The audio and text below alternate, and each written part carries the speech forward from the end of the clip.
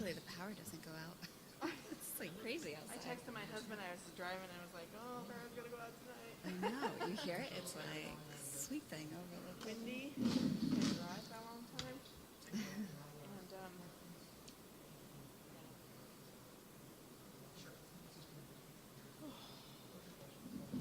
feel weird sitting like right out here. I know, it is kind of In front strange. of everybody. So Chris, the people, I shouldn't worry about the names.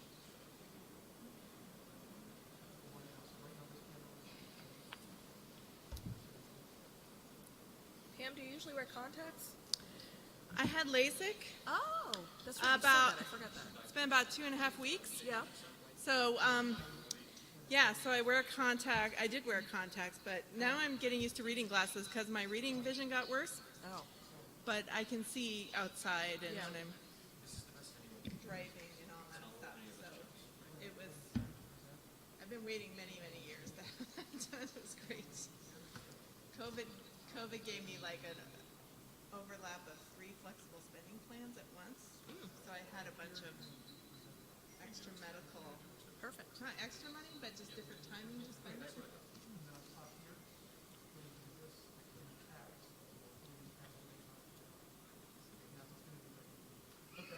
I'll be putting in eye drops and I'm not crying.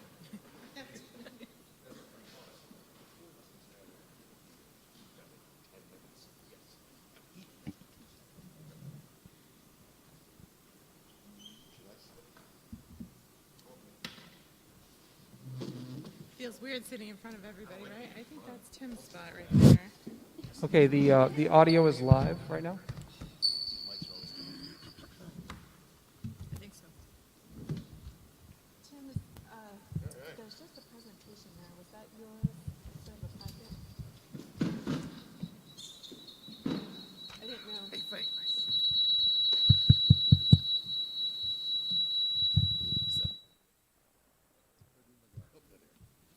Tom took care of it. Elvis has left the building.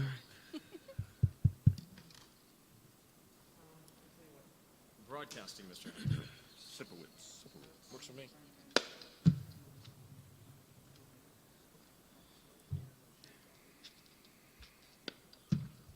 Okay, thank you. Chris, when I need help, I know who to turn to. Neely. Nice.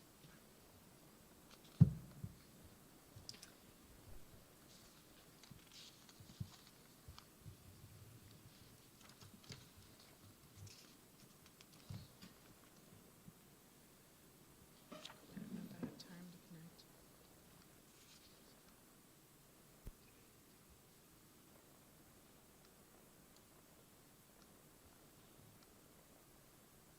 All right, I know we're running a little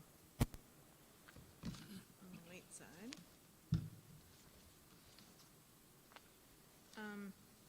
Tim, it was mentioned that the bookkeeper proposal is not in the packet. Just in the shared services folder on the share drive. Okay, not everybody here has access. I mean, tonight. Because we don't have a computer. And it wasn't in the packet.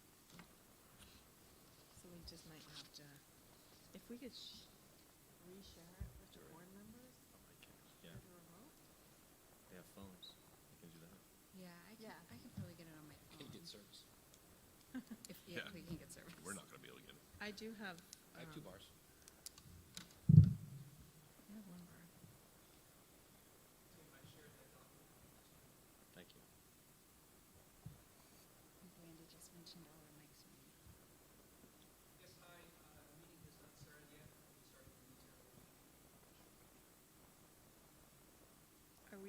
streaming yet?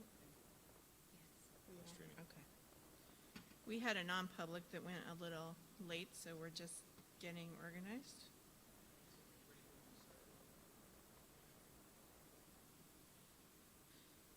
I was hoping to log in, but I don't think I have time. All right.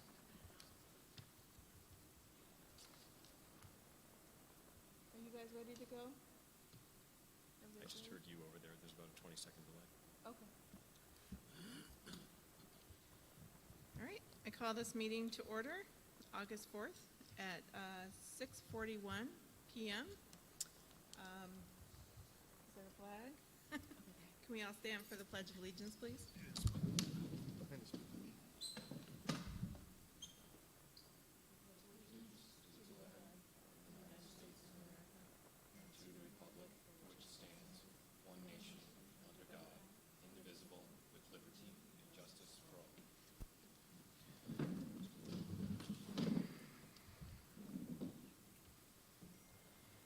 Okay.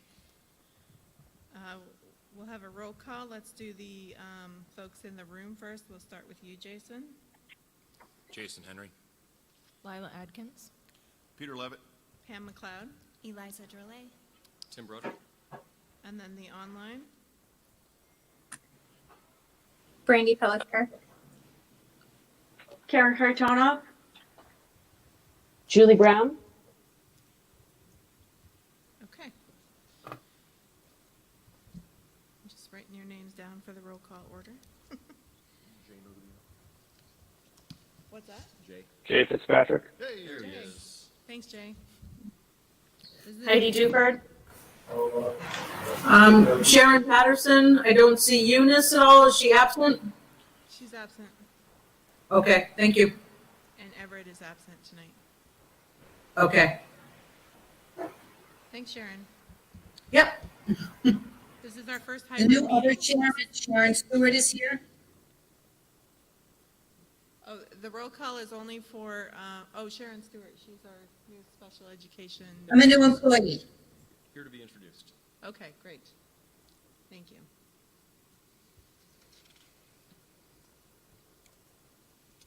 Okay. For the public listening, this is our first sort of hybrid meeting, so bear with us as this is a little bit different format that we've been doing for the last couple of months. All right, so next up we have public input. We will be doing public input. What's our procedure for public input?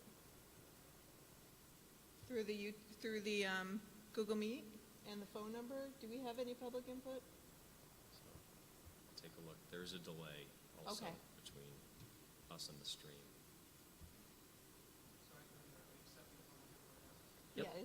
So if anybody has input, they could type it into the chat if they're on Google Meet.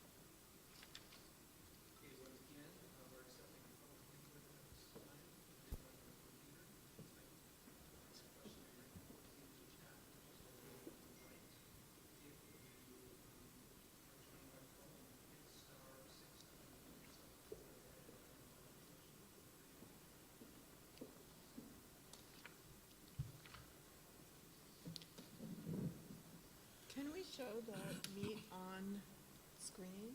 Is that set up or? Yes. Okay. I just thought it might be nice to see the chat up. Madam Chair. I don't know if you can hear me.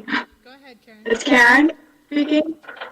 I have a question about the agenda. We're still in public input, Karen. Hold on just one sec, please. But part of my question has to do with public input. And the order? Yeah, I'd like to, I don't know if we want to change it ahead of time, but I'd like to request that we have public input after the superintendent's presentation so that people can ask questions about the presentation. Yeah, I agree with that. I think, are we thinking there's no public input? Okay. So I'll close the first public input, and then to Karen's point, we're moving into agenda review.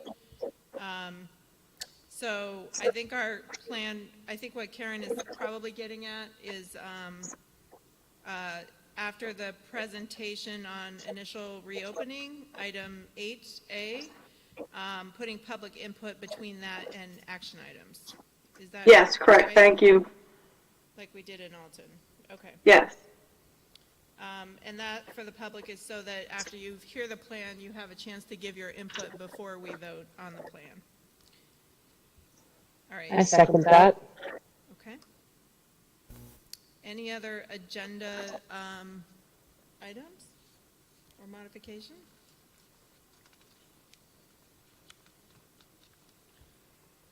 I'll move to accept the agenda as amended. Second. Okay. All those in favor by roll call, we'll start over here with Jason. Yes. Lila, yes. Peter, yes. Pam is yes. Eliza, yes. Brandy? Yes. Karen? Yes. Julie? Yes. And so you're all aware, I'm going to do the same order every time, so you're aware of. This is Jason, I make a motion approval of minutes of June 16th, 2020. Second. Okay, any discussion? All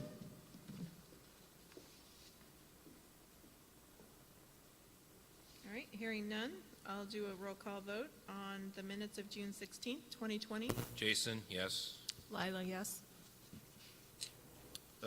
Peter, I'll abstain. I don't really look at it. Pam, yes. Eliza, yes. Brandy? Brandy, yes. Karen? Karen, yes. Julie, yes. You guys have this, okay. All right, moving on to board superintendent, principal, and student rep communications. Do we have follow-up items from the last meeting that we need to address?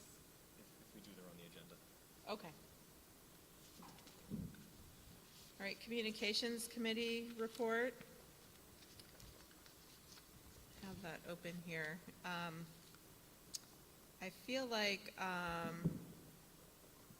so the communications committee, Lila and Brandy were there. Would either of you like to speak to this since Barnstead is committee chairs this year? Or I can if you'd like me to. I don't have that document, but my recollection is that we met and discussed the purpose of our committee and what we would like to look like going forward and how we would post things, starting a new Facebook page, which has been done, and several items have been shared by the superintendent to date. And that was about it. It was a short meeting, initial meeting, and we have yet to meet again since then. Good memory. Thank you. And we need to review some policies at a future meeting. Yes. Okay, so overall, we're trying to improve communication to the community, not necessarily to the students, but more community-based. Thank you. Shared Services Committee. I have those minutes open. Eunice was in attendance. Eliza, you were remote. Do you want to speak to it, or would you like me to? I'll let you. I have the minutes don't have the open notes. right here. So at the Shared Services Committee, we reviewed the need to share a proposal for a shared bookkeeper between SAU 86 and 301. That's Barnstead and Prospect Mountain. So Our business administrator is shared between both offices this year, so the bookkeeper will support her work. Our combined savings on this proposal, roughly, it's at estimate, $81,334. That's $49,400 at Barnstead and roughly $32,000 at Prospect Mountain. We talked about the contract length, different responsibilities, and recommended that this proposal be accepted. If you're on remotely, I think Tim has shared this with you at the beginning of the meeting. I did, Pam. I emailed it to members of the joint board who are not on the shared services committee. And if you look in your shared board drive under 2020-2021, there is a shared services folder there, and you might want to just check and make sure that you don't have access to that. It's a PDF within that folder. But again, I did just email it to everyone. So we have action for this in action items, which will be, I imagine, a couple of hours from now. So it hopefully will give you a little time to look it over. And if anybody's uncomfortable with, I have no connection. I can't get into. okay. If anybody's uncomfortable or needs to pause or wait, just let me know. We might have to take a few minutes to get people connected or get them a copy of that. I don't know if we could print a couple of I'm copies. printing now, and we can read it into the record. Okay, If may be that sounds necessary. great. All right, moving on to Buildings and Grounds Committee report. Jason? Buildings and Grounds met tonight, updated projects. The trenching has been done and completed. Need a hydro seed still out back on the fields. Alarm upgrades are being, we're actually going to approve that tonight, I think, right? We're recommending for A and B Locksmith to do the alarm upgrades, which we brought forward in a second. Electricity to backfield, no quotes yet, but now they know the location of the lines, and hopefully by next meeting we'll have something. We talked about indoor air quality, because there's some concerns, and RPF is coming out next week to check the air quality in the building to make sure everything's good to go. And that's it for that until we do the motion later for that. We should add that to the action items. Oh. I know we've gone through agenda review, but that's missing, and then Finances as well, actually. finance needs an action Well, we item need also? to accept the federal funds. Okay, I know, sorry. okay. So I'm just going to do a quick adding to the agenda and take another vote. And then I think what's also missing is our discussion from non-public about shared superintendent services. So Yes. those three things we should add to the agenda. Can I get somebody to make a motion for that? I make a motion to add the alarm upgrade bid, the shared services for superintendent, and accepting of federal grants to the action items. Okay. Not all in one shot. So those will be items C, D, and E. I second that motion. Thank you. Roll call, go ahead, Jason? Jason, yes. Lila, yes. Peter, yes. Pam, yes? Eliza, yes. Brandy, yes. Karen, yes. Julie, yes. Thank you. All right. And Finance Committee. So Finance Committee met this evening as well. We reviewed July revenue and expense report, as well as the upcoming 21-22 budget schedule. And we also reviewed the federal funds that will be an action item later in the meeting. Okay, great, thank you. All right. On to the good stuff. And we lost our superintendent. I think he just went to get a printout real quick. So it does, So the board, superintendent and principal not have anything? Yeah, does Jay have an update? Oh, you're right. We can get the other ones done. Jay, do you have anything for us? We can skip right to you. I don't have anything. Okay. Sorry. I don't have anything specific. A lot of the work that has been done over the past month is what Superintendent Broderick will be presenting tonight. So I'm certainly here to answer questions that anyone might have either right now or then. Okay. Do you want to just keep talking until he brings the printouts back? Sure. I got a couple of new jokes, stand-up routine. In all seriousness, though, I'm actually at home tonight. I'm without power, so I don't have I don't have access to my drive at all. So I'm flying blind. So I'm hoping the technology is going to work when we can put it on the screen. I wouldn't be surprised if we lose power tonight, too. All right, It's I been don't think we pretty gross probably here. have a student rep here during the summer, correct? We do not. Yeah, that's something that we select. I mean, we typically do it in the springtime, so they're able to attend the August meeting. But obviously, things didn't go accordingly this past spring, so we'll have to figure that out once school starts. All right. We'll just take a quick pause as we wait for the printouts to come back into the room, and then we'll get on. Pam, this is Julie. I have a question. Sure. If it looks like the radar band is showing that this is passing us, but if there's a certain number of people who lose power or the public loses power, do we have a backup plan here?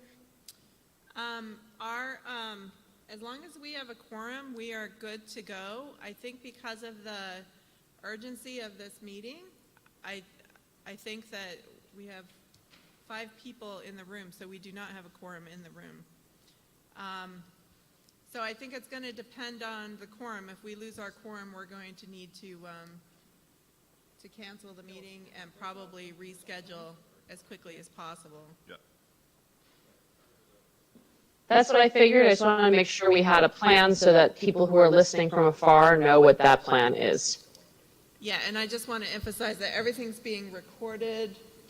I don't know if it's being recorded locally, so I think if we lost power, we might lose our recording also. What's that? Okay. These days, most everything's online, so I think if we weren't able to keep a recording going, I think we would probably also postpone the meeting in that situation. All right. Tim, we're at superintendent report. Do you have anything other than our... I think the reopening plan is going to occupy most of my time tonight. All right, I think so too. Okay, so we are ready to move on to the reopening plan. Okay, so with a little bit of technical help, Chris, I'm going to first start presenting in Meet. Yes?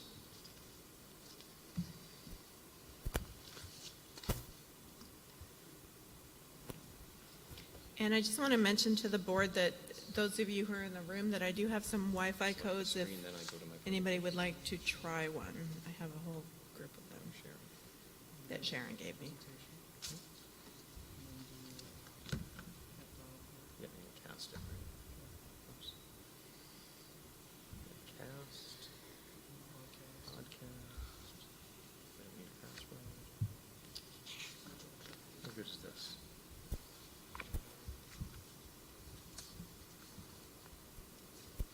So I would love to confirm that members of the board who are connected remotely via Google Meet are now seeing this presentation. Yes. Thank you. And everyone can hear me, I take it, as well.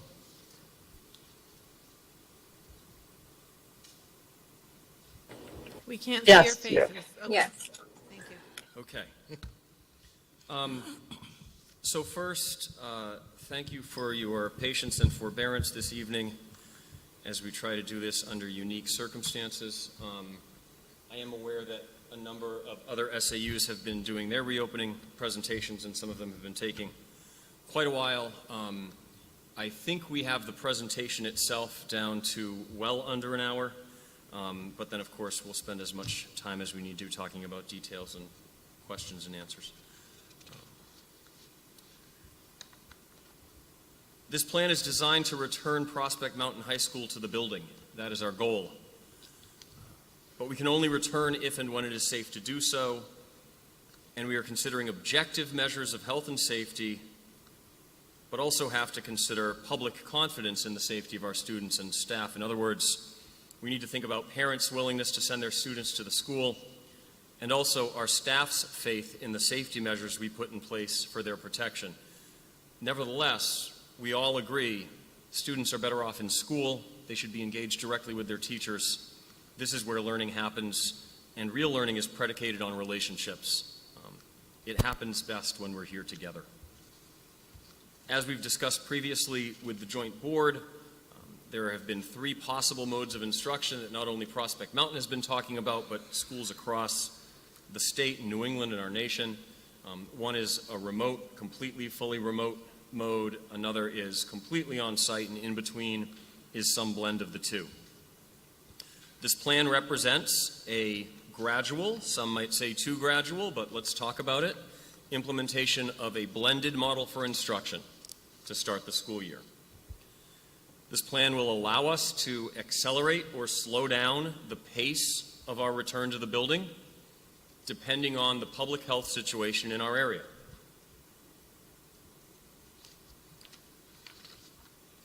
Current data in our region of the country has been very encouraging for a little over 2 months, and this has given us plenty of reason to move forward with this plan, a plan to return to the building, while we continue to carefully monitor that data. Here is some more local data. So the graph on the left shows cases, current cases in New Hampshire and hospitalizations in New Hampshire, and then the table on the right shares New Hampshire data along with our local data in Belknap County. There are currently 11 cases of coronavirus in Belknap County. On Friday there were 8. That change over 4 days is not enough to represent a trend or to change our minds, but this is what we're looking at. We're updating this data on a daily basis and trying to assess trends over time. So our local experience has been positive. Our trends are in the right direction. We've talked with many stakeholders in the last several weeks who have expressed concerns that there could be another wave of infections coming in the state or in the region, and while that may be true, right now we see the data that we see, and we're planning accordingly. We've heard a lot of concerns about the potential effects of summer tourism, particularly right here in our immediate area, where we have a lot of visitors here and many visitors from out of state. Most out-of-state visitors leave on or about Labor Day, and we've heard a number of stakeholder groups express some concerns about what might happen in September. We've tried to account for that in this plan while also maintaining our focus on getting back to school and back into the building. So whatever plan we come up with, we believe has to be cautious and allows us to move quickly from one mode to another, depending on whatever the objective data we can look at in our area happens to be. If it keeps going in the same direction, we may be able to accelerate our progress on this plan, and if things take a turn for worse, we think this plan is cautious enough that we should be able to slow down or back off before something terrible happens in our community. We also have to balance the benefits of being in person in the school together with health and safety concerns and our ability to provide improved remote learning, effective remote learning. As we've been discussing changes within the school environment, we've constantly been asking ourselves, is this worth it? Because at some point, we think we might have to change the school environment so much to conform with guidance that we might just be better off not being here. But again, number one, students belong in school with teachers. That's where learning happens, and that's our goal. So we're trying to strike a balance. As I've discussed with the Joint Board previously, back in June, we learned a lot from talking to teachers, to students, and to their parents about emergency remote learning, what we did last spring. We identified 4 guiding principles to improve that experience. in case we have to move back into remote learning in the future. This plan has been informed by these principles and is built around an instructional model that we believe would help us deliver much better, much improved remote learning if we're forced to do so again. Specifically, we learned that students and staff both could use more structure in remote learning. We heard overwhelmingly from students and their parents that juggling obligations to 6 or 7 classes in our traditional schedule took a toll, and that toll became a barrier to meaningful engagement and deeper learning.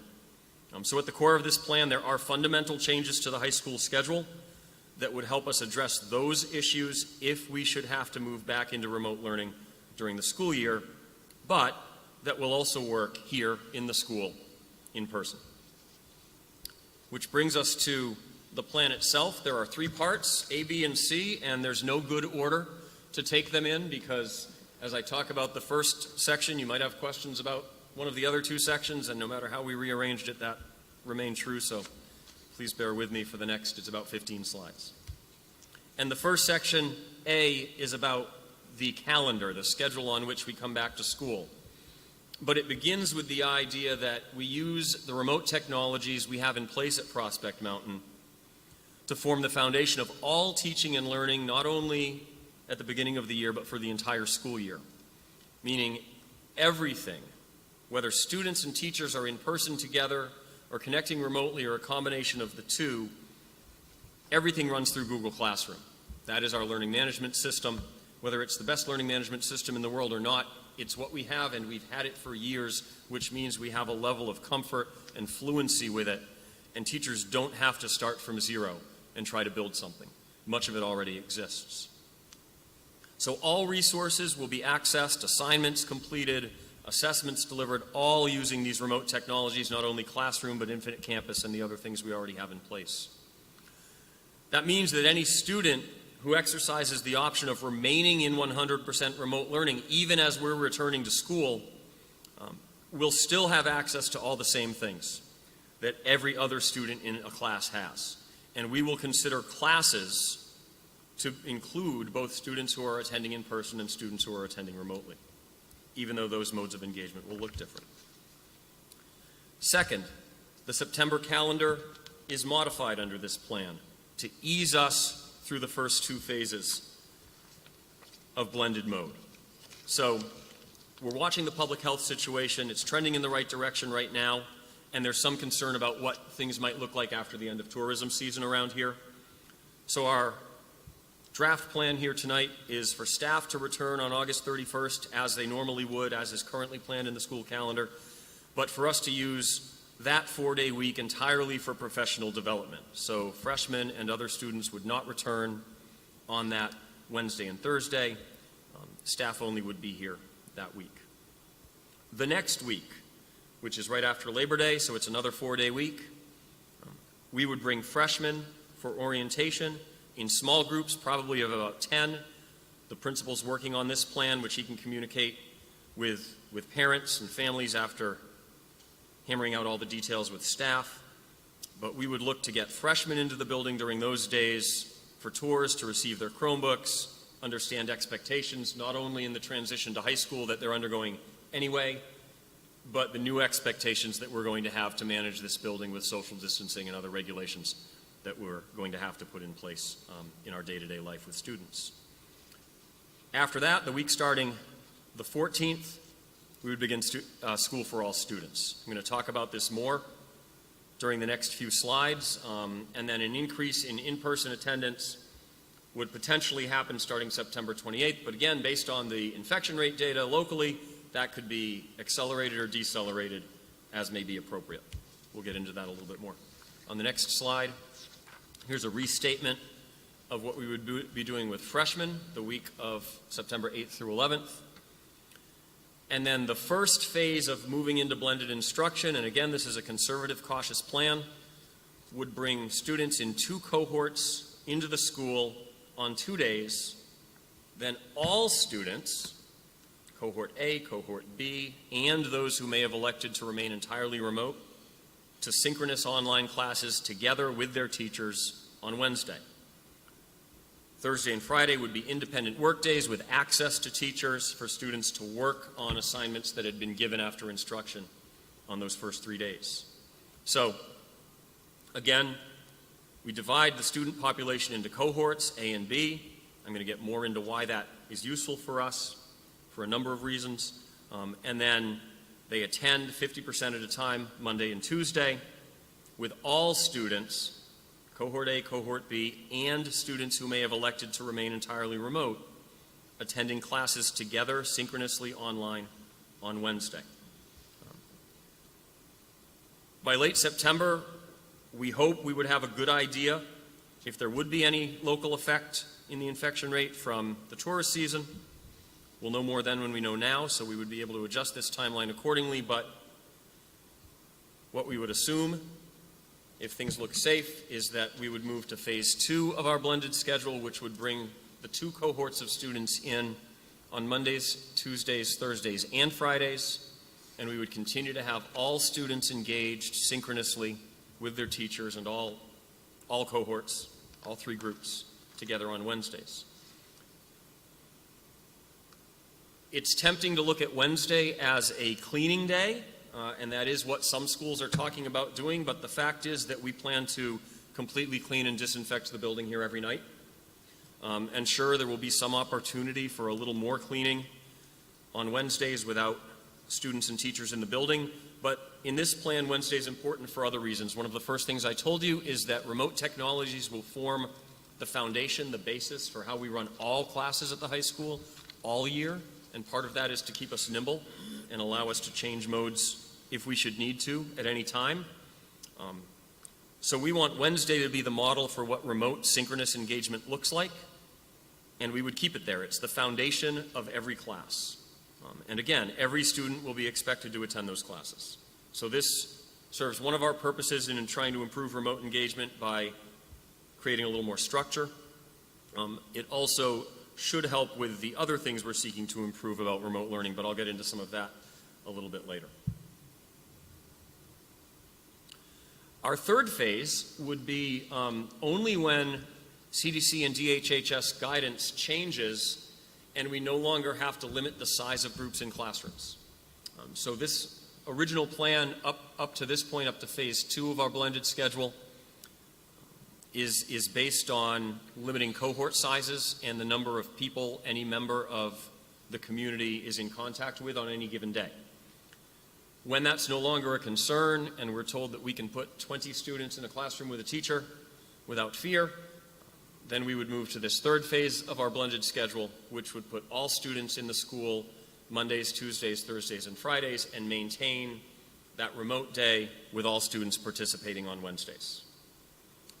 This would remain the case through at least the first semester of the year. The only way we could eliminate that Wednesday remote day and move to 5 days all in the building would be if the public health situation by January is so safe, and this certainly may be the case, that we no longer have students who wish or need to remain entirely remote and everybody's ready to come back to school, or the group of students electing remote engagement becomes so small that we're able to engage them in a different way, and we no longer need to affect the entire school's schedule. So at the earliest, that would be going into the second semester of the year. What if we have to move back to remote learning? Well, that day on Wednesday becomes the model for what required synchronous engagement looks like. In our survey of parents a few weeks ago, overwhelmingly, parents, or at least the overwhelming plurality is probably the best way to describe it, of parents favored about 3 class meetings a week, whereas the other options were 1 versus 5. So that's probably where we would land. The principal and I are actually looking forward, now that this draft plan will be public, to talking more to teachers about how this could best work and what those synchronous days exactly will look like. They don't have to mirror the exact in-person schedule, although they can. So we do have some more details to consider here, but we think what we're looking at is 3 days of synchronous engagement, 2 days of independent work, and we think we've created a framework with students taking 3 or 4 classes at a time, which I'm going to get to in a moment, where we can address more of the problems we discovered in remote learning last spring. Regarding clubs, activities, and athletics, in September we will proceed according to the NHIAA's guidelines. So right now, the NHIAA has issued guidelines for summer practices, summer engagement of athletes, and we're using those guidelines, and our teams are allowed to conduct activities as long as they conform with those guides. We'll do the same thing in the fall. So if there are interscholastic athletics sanctioned by the NHIAA, our intention would be to field teams and participate. As of today, I believe the NHIAA late last week postponed the start of fall activities until the 14th of September, which is what I'm referring to as our first day with all students anyway. So we would be in sync with the NHIAA in that regard. Regarding clubs and activities, the principal has begun the process of reaching out to our advisors. In the spring, a lot of activities just ceased when we moved into emergency remote mode, but with some time to plan, if our advisors are interested in coming back on board to run clubs and activities again, we would look for them to create both remote and in-person plans to engage the students who want to participate in their clubs. That might mean that some of the clubs look very different than they have in the past, so I look forward, and I think Jay does as well, to talking to the advisors about how they might want to do things. But you know, some students, I was one of them, back in high school when I was a student at Kearsarge, I was a member of the drama club, and if we'd ever experienced anything like this and you'd given us a way to do videos together and produce a short movie instead of a play, I think we would have been thrilled. So if that's something that our advisors wish to do and students want to participate in, we would provide those opportunities.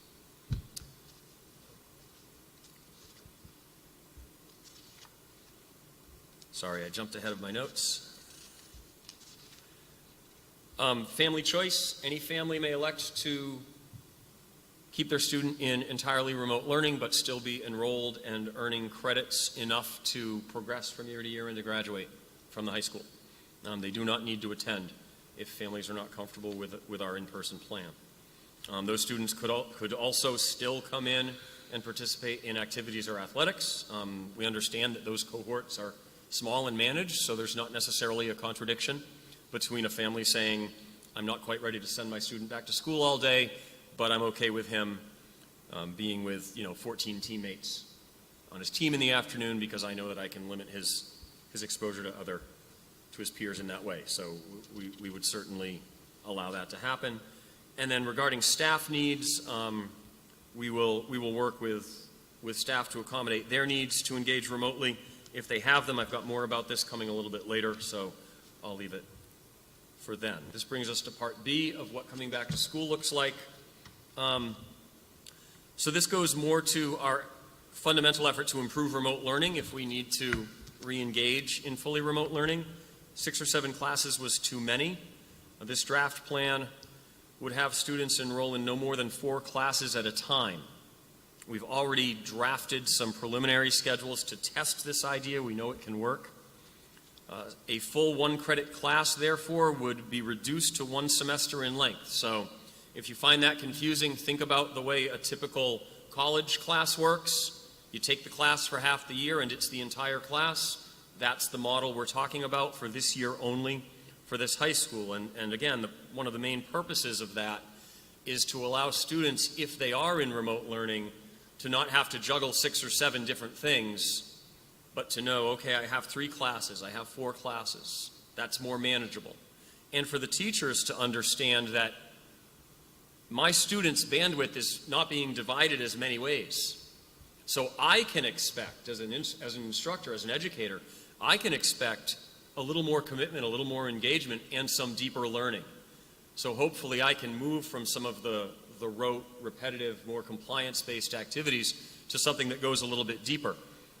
This will create some stress on our educators, and we know that, and I'm going to talk in a little bit about professional development accommodations to help teachers prepare for this mode.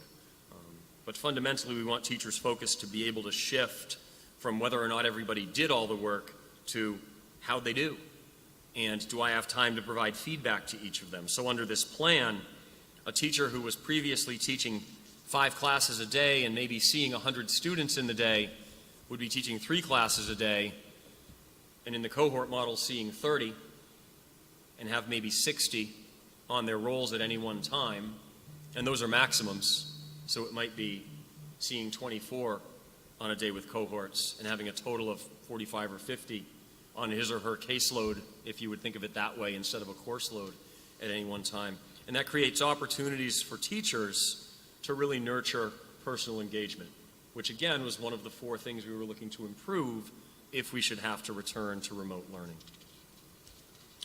Half-credit classes would also be reduced to 1/4 in length if this works. Again, we've drafted a schedule. I had nothing to do with it. People who know what they're doing did it, and they did a great job, but it does work. This works. This also means that the daily in-person schedule gets adjusted.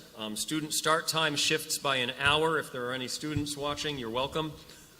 We didn't really do this as a favor to you, but I'm sure it will be good in many students' minds.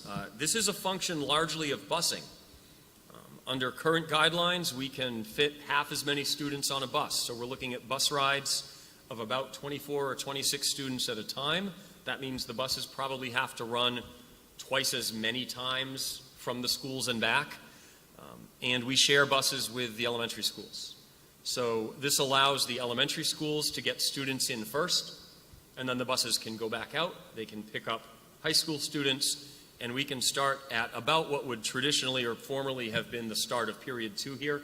That'll be the start of the first period. However, the work day remains the same for employees. We'll all still come in at the same time.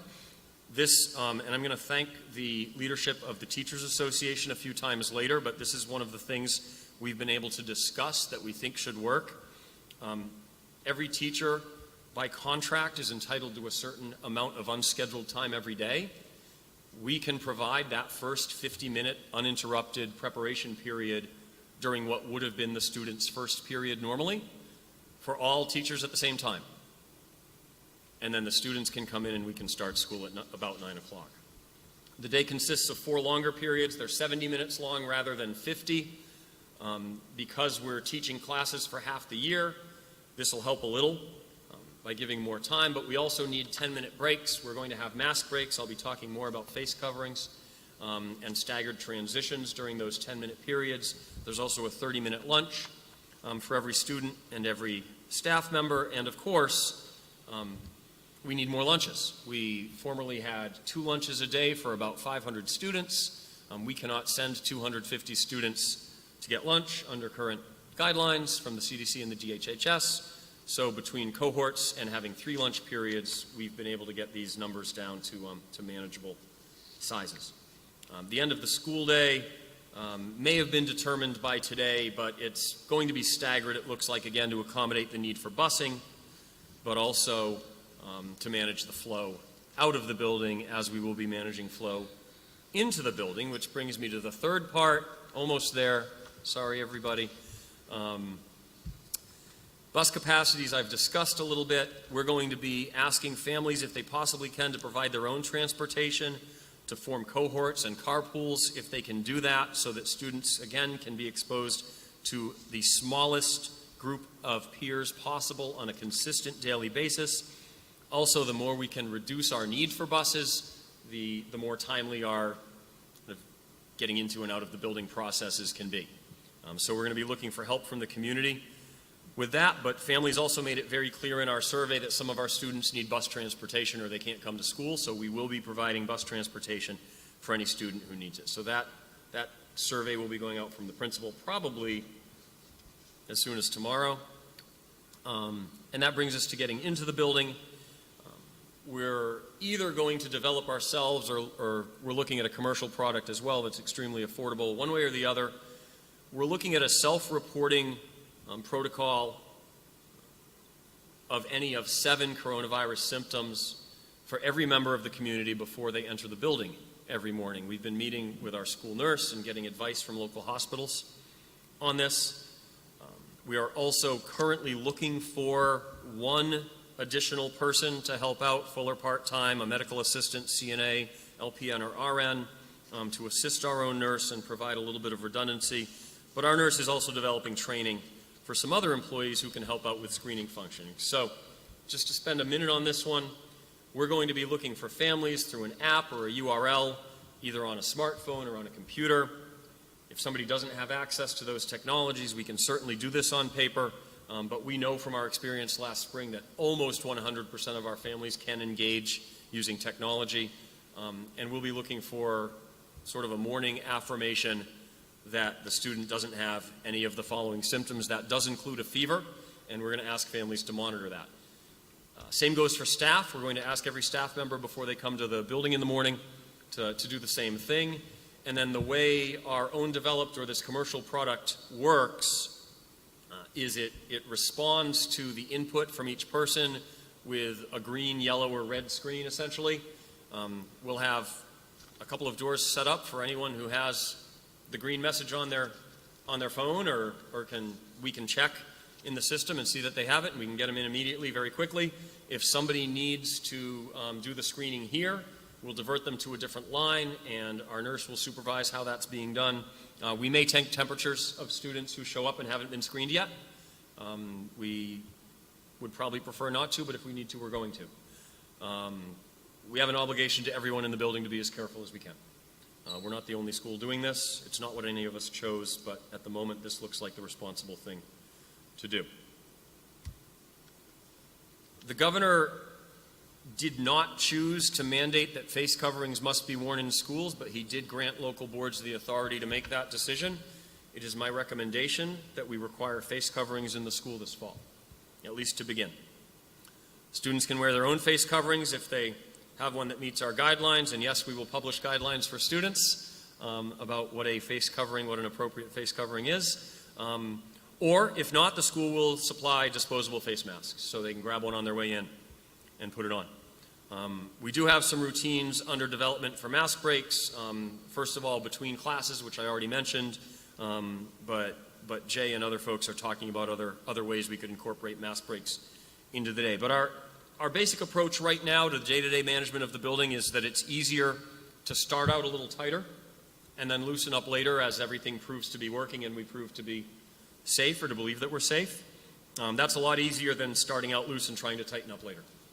So right now, our recommendation is that everyone in the building wear a mask. That includes when in classrooms, seated at desks, socially distanced. That's something that could change. But again, we want the voices of staff to be part of that. This plan is becoming public right now. It's a draft, and as we move forward, once more, it's easier to loosen up a little bit than to tighten up a little bit, so we would like to start on the tighter side. We've reduced classroom capacities for the first two phases of this blended plan. We can fit up to 12 students in our classes, adhering to the CDC and DHHS's social distancing guidelines. We're scheduling based on no more than 10 because we think we can do that with our student population, but we have up to 12 desks available in most classrooms. Thank you to Andy Callahan and his staff and Jay and his folks for figuring that all out. And if those of you who are in the building walk around, you'll see a number of classrooms have already been set up this way. Like I said, the draft schedule should place no more than 20 students in each class, although we do have a little bit of leeway, but our goal is to have a maximum of 10 students in each of the two cohort groups. And we're looking forward to talking to staff about the need for plexiglass dividers and other physical barriers which we can provide as needed. We don't believe that we're going to have some of the same problems with environmental monitoring and air quality that many schools are concerned about right now, because this building is pretty new. And when I toured it with Andy Callahan last spring, one of the things I was most impressed about was the overall cleanliness and the outstanding record keeping that I found in the service areas, the utility areas where our air handling equipment and environmental controls are. You could eat off the floor up there, and there are logs. All of the operations and maintenance manual has been followed. Filters have been changed. I just have a very high degree of confidence in that work. But to confirm that, we have contracted a company. In fact, I think that Andy talked to the Building and Grounds Committee about it earlier this evening. We have a contractor coming in to do some air quality testing. Based on whatever the results of that are, we can control the rate of air exchange in the building. We can bring in more makeup air. Mr. Callahan can actually control that from his computer at home or his smartphone if he needs to. So we believe that we're not going to have barriers, in this regard at least, to coming back in and using this building. We think this is one area where we have an advantage compared to many schools. This next slide has been subject to a lot of discussion. I think this is how we start. This is what we're recommending to start the year. If any student or staff member shows symptoms, they have to stay home and follow DHHS guidelines. Now that's easy enough because then as DHHS guidelines change, so would ours. Today, DHHS guidelines means that any student or staff member who has shown symptoms would stay home until they either produce a negative test result for COVID-19 or 10 days had elapsed since they first showed symptoms and at least 3 days had elapsed since they had not shown any symptoms, one of those two things. This next part is a tough one to think about. If a member of the school community tests positive for the coronavirus, we would certainly follow DHHS guidance, notify the community while protecting individual privacy, and consider a temporary shift in mode. When we complete this plan in full detail and ask the joint board to approve it in a couple of weeks, it'll be up to you where this authority lies, but I will tell you that if you left it up to me and we had a positive case within the first 2 months of school, given the uncertainty of many in our community, I would probably be inclined to close the school for 14 days. But we do have time to talk about that a little bit more before we decide exactly how we're going to respond in a situation like that.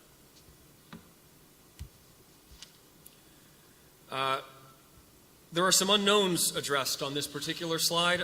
We have some classes that are never going to lend themselves well to either our modified schedule with a semester-based course load or to remote learning. And again, now that this draft plan is public, I look forward to talking more or asking the principal to talk more to individual teachers about some creative ideas for how we might choose to do some things differently while respecting labor rights and collective bargaining agreements, which I'm sure we can do. But I think there's a little bit of time here for the next couple of weeks to have some conversations about some of these special circumstances around certain classes. It's hard to conduct a band rehearsal over Google Meet, and the band also might want to meet for more than half the year. So I think there are some things to talk about, and that's just one example. We were doing so well. Our power is, we're losing power here. Hold on. It may kick right back in. Really. It's coming.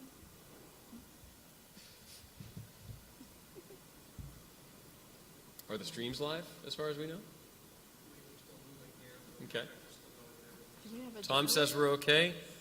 Julie or Karen, are you with us? Jay left the meeting. Yeah. I think- Brandy's moving. I see video. Okay. I can still hear you. You're all here. So Okay, we just good. had a power flash here in the building. I don't know what that looked like. I'm here. All right, we're still live then. Thank you.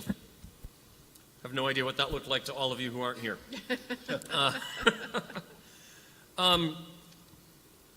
Yeah. So about 25% of our staff, I asked about 3 weeks ago how many people might have, and we need to be careful here, there are some confidential situations in people's lives that could prevent them from working, depending on the public health circumstances, and about 25% of our staff expressed that they might. Beginning tomorrow, my office will be able to enter into an interactive process of talking to each of them individually. Again, now that this plan is public, some of them might find that under these circumstances, they're able to do what we're asking them to do, others may not. So we have some work to do, but at least we have an idea. At any rate, what we're looking for is to find a way to accommodate the needs of every student and staff member. We're a small school. We are not some of the larger SAUs in the state or the nation who might be able to say, if you don't like our plan, go to VLAX and enroll there. No, we'd rather have you as a member of this community. And we hope that our remote learning plan, where every student participates on Wednesdays, truly keeps students who for one reason or another must elect to remain remote as real members of the community, part of all of our classes and part of this school. That's our goal. And likewise with our teachers, we don't have huge departments in every discipline. We have some departments of one. And if we lose that teacher, we've lost the expertise to teach that subject. So we're looking to be extraordinarily flexible. That'll be our goal. Likewise, students with needs that this plan may not accommodate, now that they can see it, at least in draft form, can begin in the next couple of weeks talking to the special education office, the counseling office, and the principal's office about whatever their needs may be and how we can best accommodate those. The principal will be reaching out, and I'm going to say this again, to families to talk about their intentions, who plans to come back to school, and who might choose to remain entirely remote at the start of the year. Our gradual return to more in-person learning will depend on the cooperation of everybody. So this is not political, this is pragmatic. We are going to be safer, and we are going to continue to have positive trends in infection rate data when people follow the rules. So we're going to ask families to continue personal social distancing in their lives, consider limiting your out-of-state travel and even your travel out of this part of the state, especially if the public health situation in Belknap County continues to be positive, but maybe it's not so good in other places. To whatever degree we all stay here, we can be that much safer and we can keep each other that much safer. Please stay home if you're not feeling well. Consider staying home if anyone in your household is sick. And we will be expecting students in this school to follow the health and safety protocols without exception.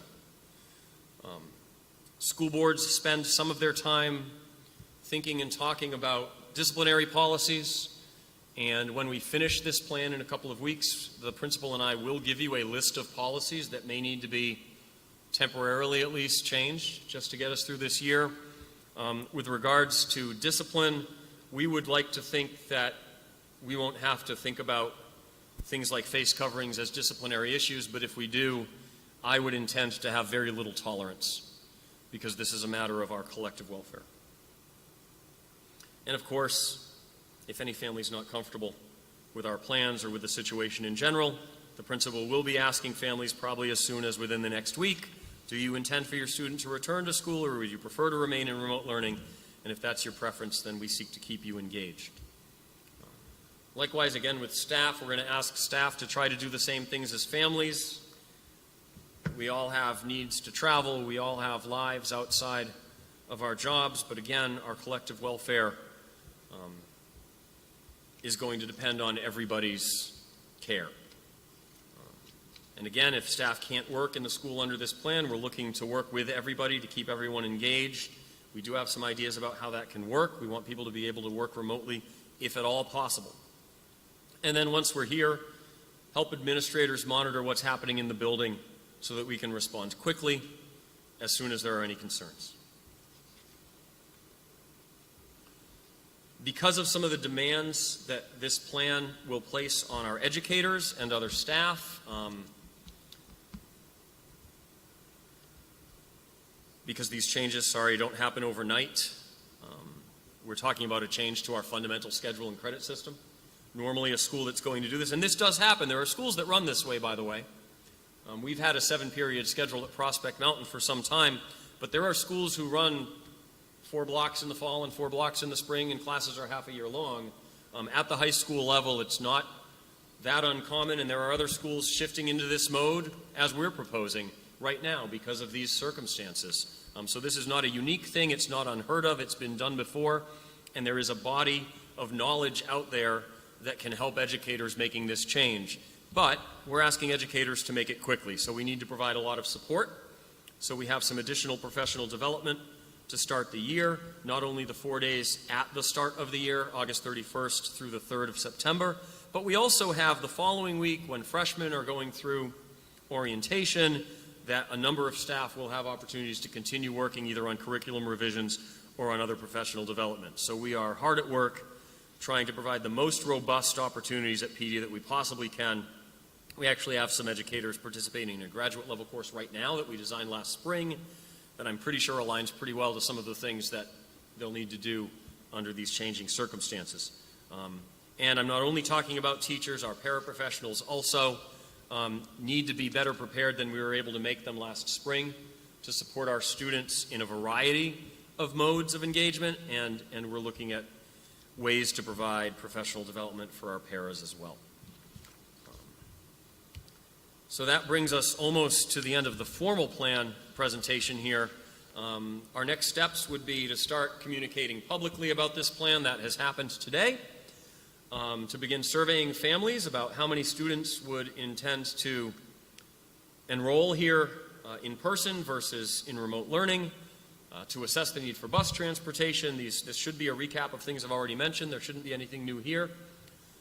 Continue to work, I should say, rather than work, because we've been engaged with organized labor throughout this process. I would not be talking about a draft plan here with you tonight that I did not believe we already had strong, fundamental agreements in principle about with organized labor.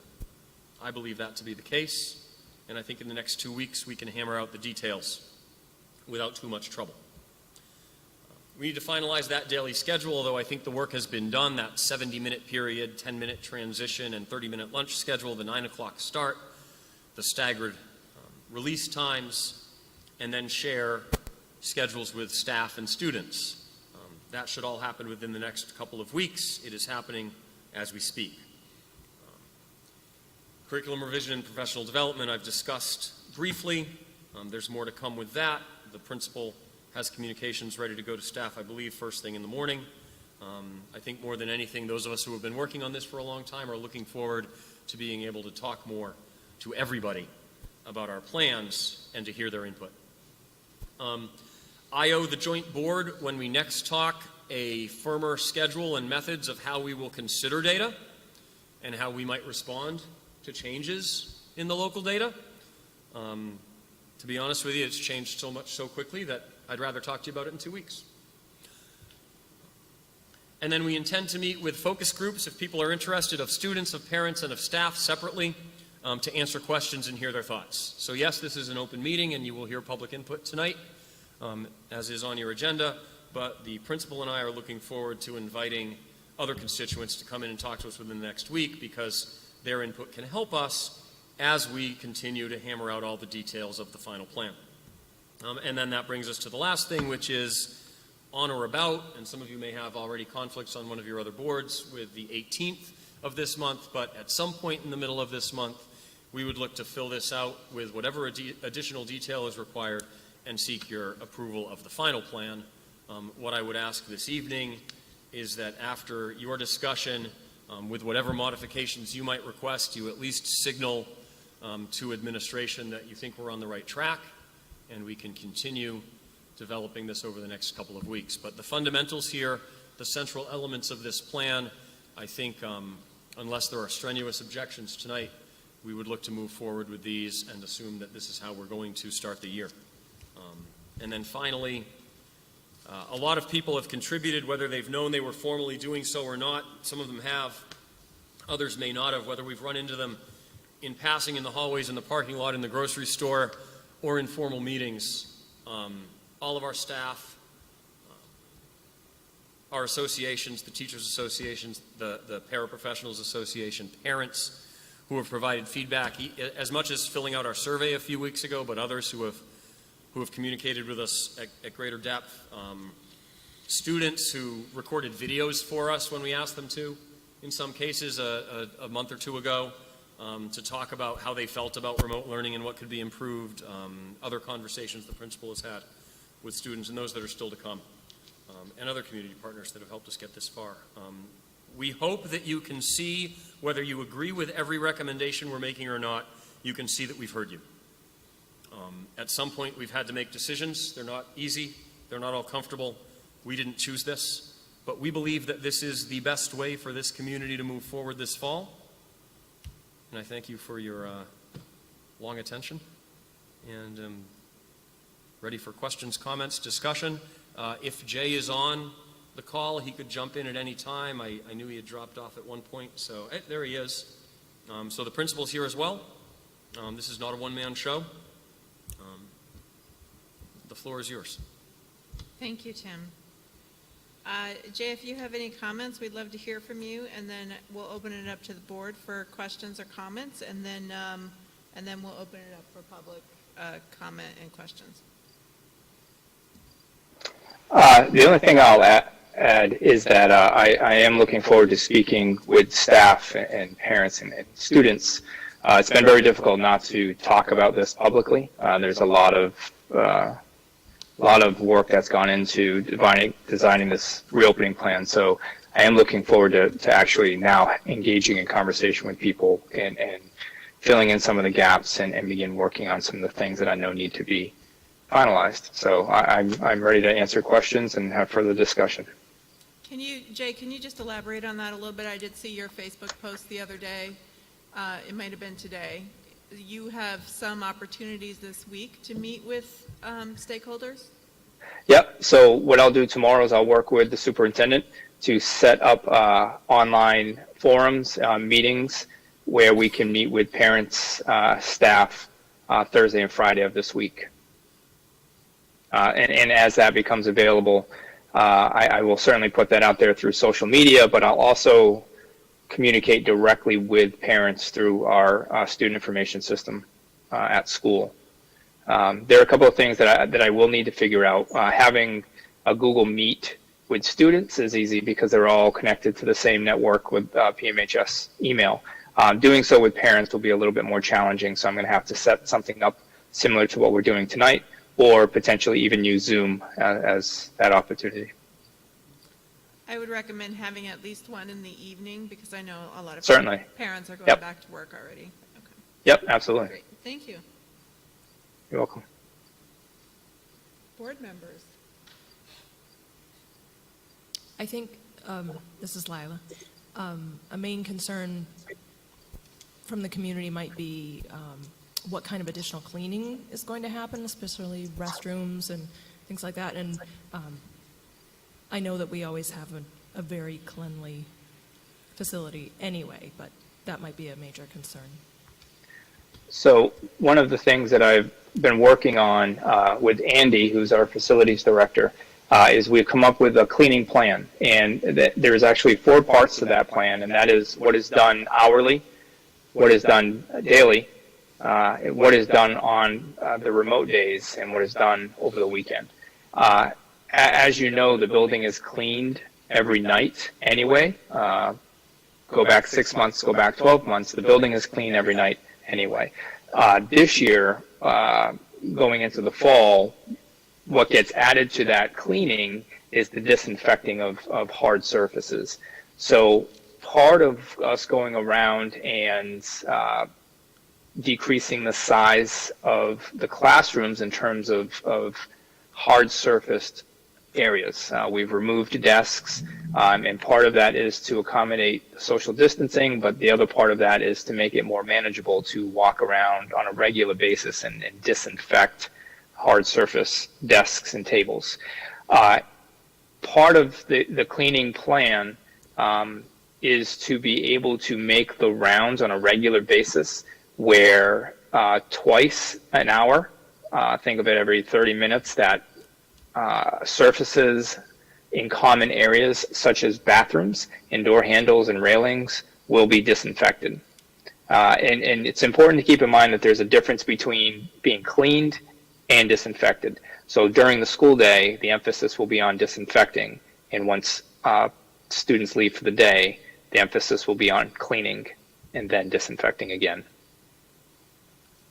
The only thing I would add to that, Lila, is when this first started, you may recall, I sent a memo to the board outside of your meeting schedule because it was such a fluid situation about cleaning protocols. And looking back at it, I think we implemented a nightly routine that's still what we need.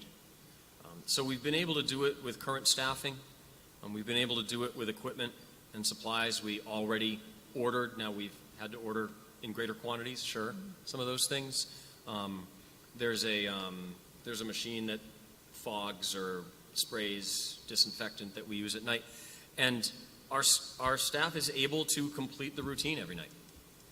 So, we recognize the level of nervousness out there, and I've been privy to some other SAU's presentations and plans and things like that, and we didn't go in depth here into what kind of hand sanitizer we're using and those sorts of things, but we are 100% in alignment with CDC and DHHS regulations. And what I anticipate is that we would produce a printed manual, nothing you want me to read to you in a meeting like this, but something that we could share with the entire community that anybody who wants to could go through, and here are the things we do in regards to this topic and that topic and that topic. And there could be 20 sections in something like that.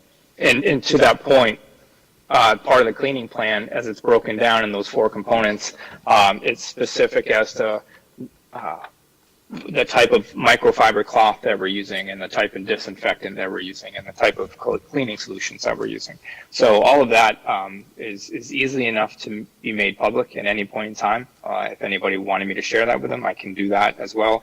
It's an already existing document. Thank you. You're welcome. I have 2 health questions about the hand sanitation stations for students, and with high school students, I know it's more difficult to encourage hand washing breaks versus an elementary school where you can line them up. So can you tell me a little bit more about that, as well as home temperature taking? I'm fairly skeptical about. I'm curious if you can elaborate a little more on your screening plan. I'll start with the hand sanitation. We have currently hand sanitizer stations throughout the building in common areas. Our plans, we've gone through and looked at the cost and the efficiency of putting in touchless dispensers in every classroom versus supplying every classroom with a gallon jug pump. And we're going to go with the latter. It's more efficient, it's more cost efficient, and with high school age kids, we trust that that'll be a better solution, and certainly easier for maintenance to stay on top of, to be able to refill accordingly. In terms of the taking temperatures and relying on parents to take temperatures or to be truthful in their reporting of the temperatures, it is a quandary that we aren't certain on how to answer. So much of this is really going to rely on people's good faith and trustworthiness to do the right thing, so that we are able to be back in school. Now, in terms of what method people use to take temperatures at home, different people will say different things about the validity of non-touch thermometers versus thermometers that you have to take or use orally. So I don't know if there's a good response to that, but it's certainly something that we'll jot down and continue to explore. And if you have any suggestions, I'm all ears. Well, and Julie, I would follow up as well regarding frequency of hand sanitation. We'll have pumps at the doors coming in and then leaving every classroom. So with 4 block periods in a day, 4 periods in a day, plus entering the building, we'll know that roughly every hour anyway, every student should be getting hand sanitizer. Regarding temperatures, it's a great question, and we've gone all over the place with it, like Jay said. We've thought about the amount of time it takes to get people in the building. We've also thought about the reliability of some of those devices. There are companies trying to sell us all walk-through thermal scanners that may or may not be accurate. The guideline we're working with is a temperature of under 100.4 is actually okay. So it will require somebody to register a temperature above 100.4 to be considered a symptom, and that's not something we made up. That's guidance from the CDC. And then it hasn't been lost on us that people who have this virus don't necessarily have a fever, and people who have a fever don't necessarily have this virus. So even if we took everybody's temperature and guaranteed that nobody had a temperature above 100, that would not ensure that we had not admitted somebody in the building who might be carrying the coronavirus. But we're all ears. One thought I had about requiring students to take temperatures before they come to school and to report it is that I certainly know in Alton they're not requiring that reporting. So are we going to have families that need to do one thing for a high school student but need to do a different thing for their elementary student as far as filling out a form? Not, they're certainly being asked to take their temperature, but I could see that sort of being a bone of contention.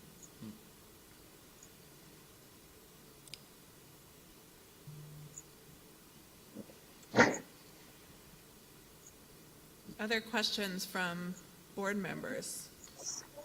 I do have one other question about remote instruction. Is the question I have is if parts of the population don't feel comfortable with the asynchronistic or the synchronistic plan for remote learning, for example, for our students who have attention deficit disorder, who that's just not a very good interface, have you come to any sort of agreement with VLAPs or other online providers for parents who want to go a different direction in this time? So VLAX is always an option. It was an option long before we were faced with this situation, and it's certainly an option moving forward. The benefit of VLAX is that it is asynchronous. It's a work at your own pace type program. Part of the importance of the remote learning that we would offer here at the high school is, as Tim mentioned, there's an element there of importance of connectivity between student and teacher as well as classmates.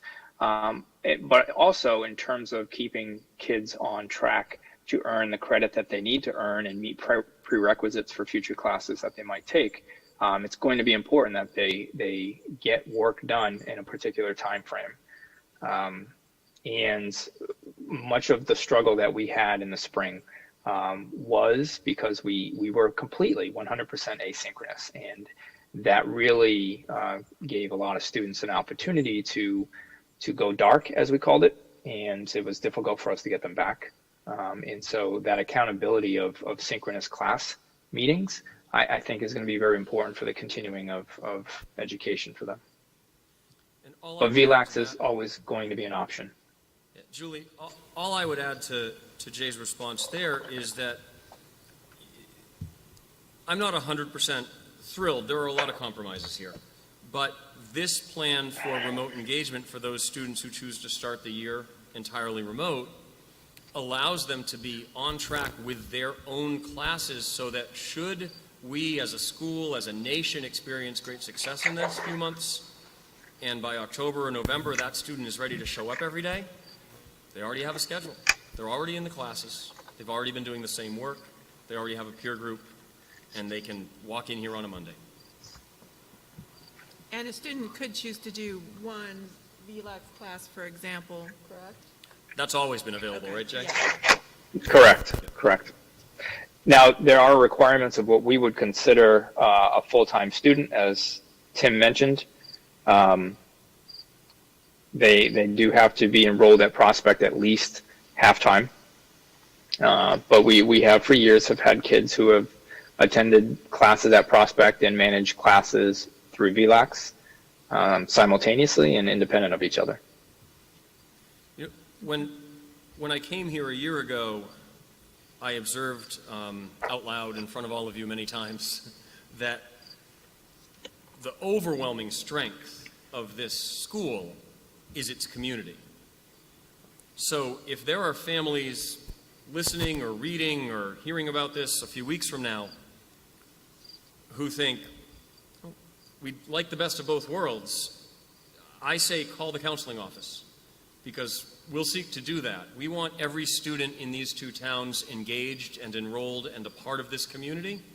And if the best way for an individual student to do that is with a schedule here and augment that schedule with some community college classes or VLAX classes or anything else, we have folks here ready to help make that happen.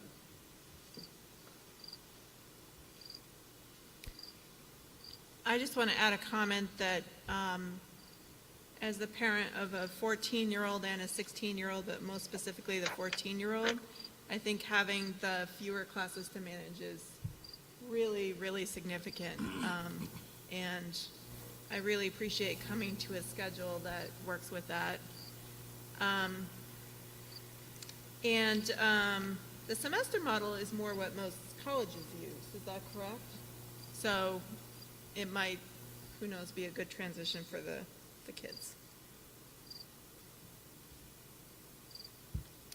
Other questions? I want to get the remote folks. Brandy or Karen, do you have questions? Are you waiting your turn?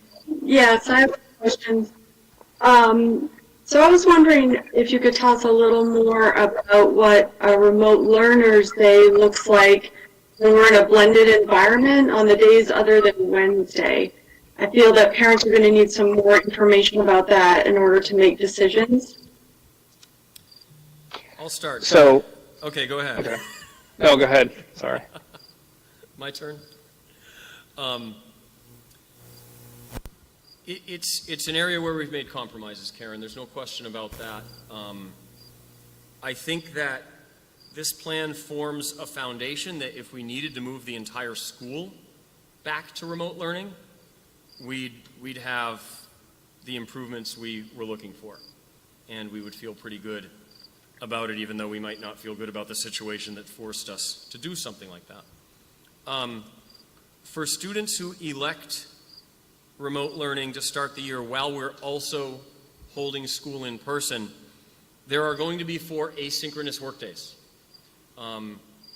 There is considerable discussion right now all over the state between the NEA, the Educators Association at the state level, and government, the Department of Education, and then local associations and boards about how a teacher can do essentially 2 things at the same time: teach a live class and also teach remotely. Our approach is to try to be as accommodating as possible to our educators by providing the resources they need. So if there are teachers who want to record themselves doing work at their desk at home, at their desk in the school, while they have students in the classroom, that's up to them. And then edit those resources together to post them to Google Classroom for students to view asynchronously, they can do that. And we'll provide the technology. We'll do everything we can to make that possible for them. If we have teachers who want to set up a Google Meet and invite those students in on other days, we want to create opportunities for that to happen as well. We're being cautious right now about dictating the terms. We don't want to get too far out over our skis and then find out that statewide there's some resolution to this issue that could affect us. So at the moment, that's a little vague about those 4 days, and we know it is. But I think that Prospect Mountain teachers last spring worked tirelessly and put students first. So at the very least, I would expect that's going to happen again because it's in their DNA. And I suspect that those students will not be left alone 4 days a week. I know that teachers will be available for consultation, for email, for Google Meets individually as needed on those other days. One of the things this schedule does from the teacher's perspective, there are members of the Joint Board's negotiations committee here in this meeting tonight who know this already. This actually expands somewhat the amount of unscheduled or prep time that a teacher has each day. And one of our hopes is that that time could be useful for teachers to engage directly with those students who may not be attending every day. So I don't know if that's a good enough answer, but it's the one we have tonight. Then I'll take that. Follow-up questions to that would be, I heard you mention that a student could switch from remote learning to in-building at any point. Is that correct? Yes. Okay. So I'm sure if there are employees from our counseling office or our registrar watching and listening tonight, there may be a heart attack happening. We will need to develop some kind of protocol for families. We would hate to see this kind of changing from day to day. We need a little bit of predictability for staff as well as for students, so it's something we'll be working on. But fundamentally, yes, we want families to be comfortable, we want staff to be comfortable. We're a small school. We want to include everybody. I believe we need to include everybody to the very best of our ability. And that includes families who might not be quite ready to be here in September, who decide later on that they are, or vice versa. So yes, we would look to create appropriate protocols that allowed families to do those things. Yes. Okay. And I was also wondering, in phase one, groups A and B, they're not in the building.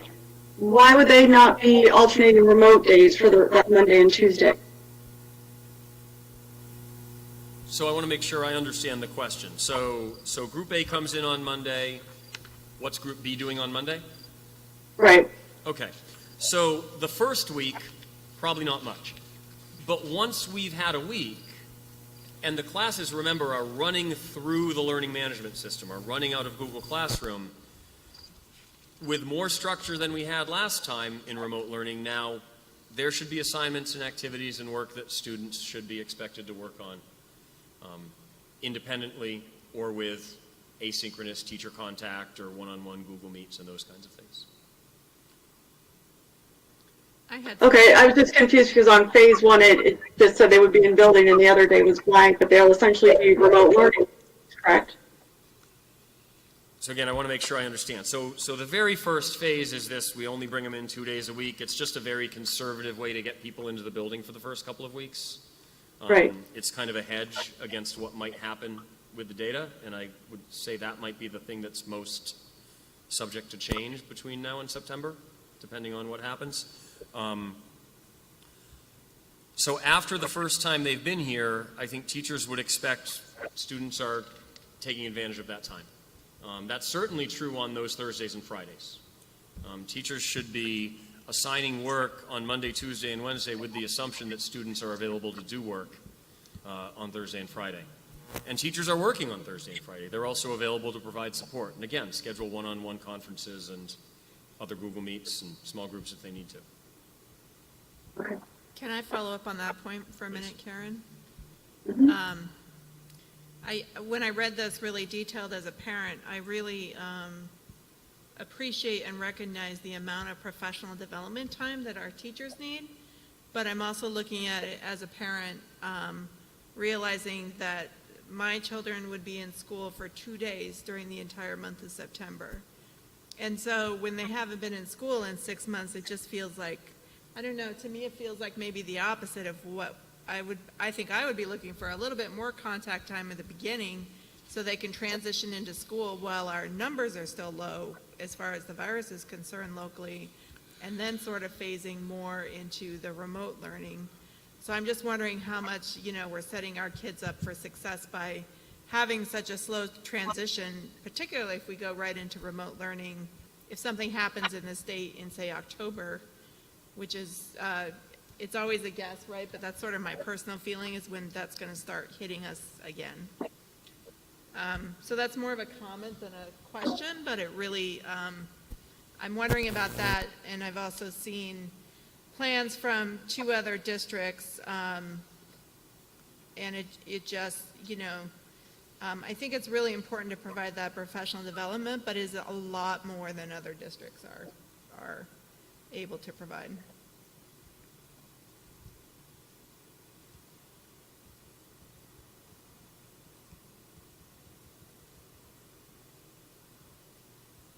Go ahead, Karen. Do you have more questions? I do. I was wondering what steps we're taking to encourage outside activities and lining up areas for teachers to take classes outside. Outside of the professional development we provide, you're talking about? No, I mean outside, outdoors. Oh, you're talking about taking the kids outside. So yeah, taking the kids outside. So Jay. yeah.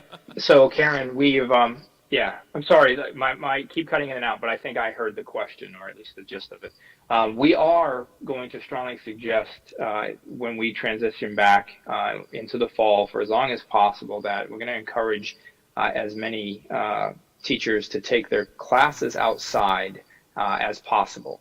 And being outside, we may create opportunities for them to be a little bit more involved, perhaps in the right scenarios, not have to have a mask on as well. So that is part of the plan, which is to get as many people outside to start as possible. Courtyard in Tim the also center of the mentioned building, Jay, mask right? breaks earlier, and I'm sorry? I thought you were done. Sorry, go.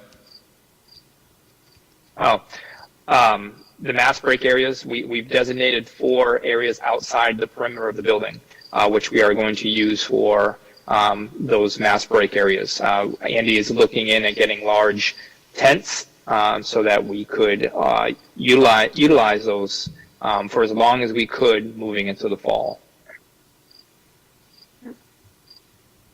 Thank you. Just a couple more.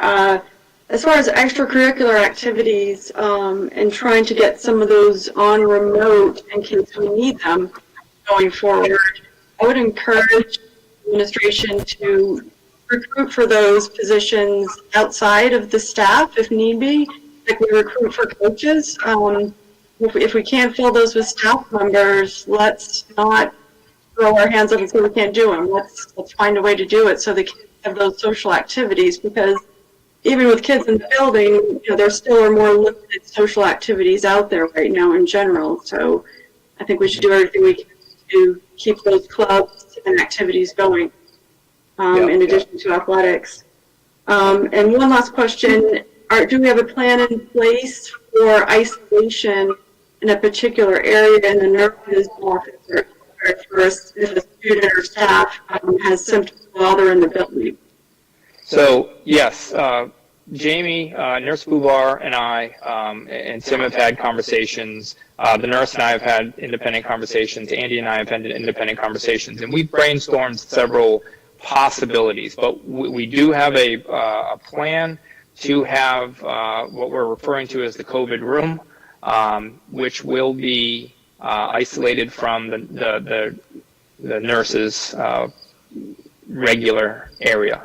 And so we have a couple of questions that are put out there right now to fire marshals to see if we can use certain areas. And we will have something, I'm confident by the time we meet again, we will have a more detailed, specific place. But that is something that we are having ongoing discussions on. I'm just not sure where that place is going to be, but it is going to be somewhere separate from the nurses area.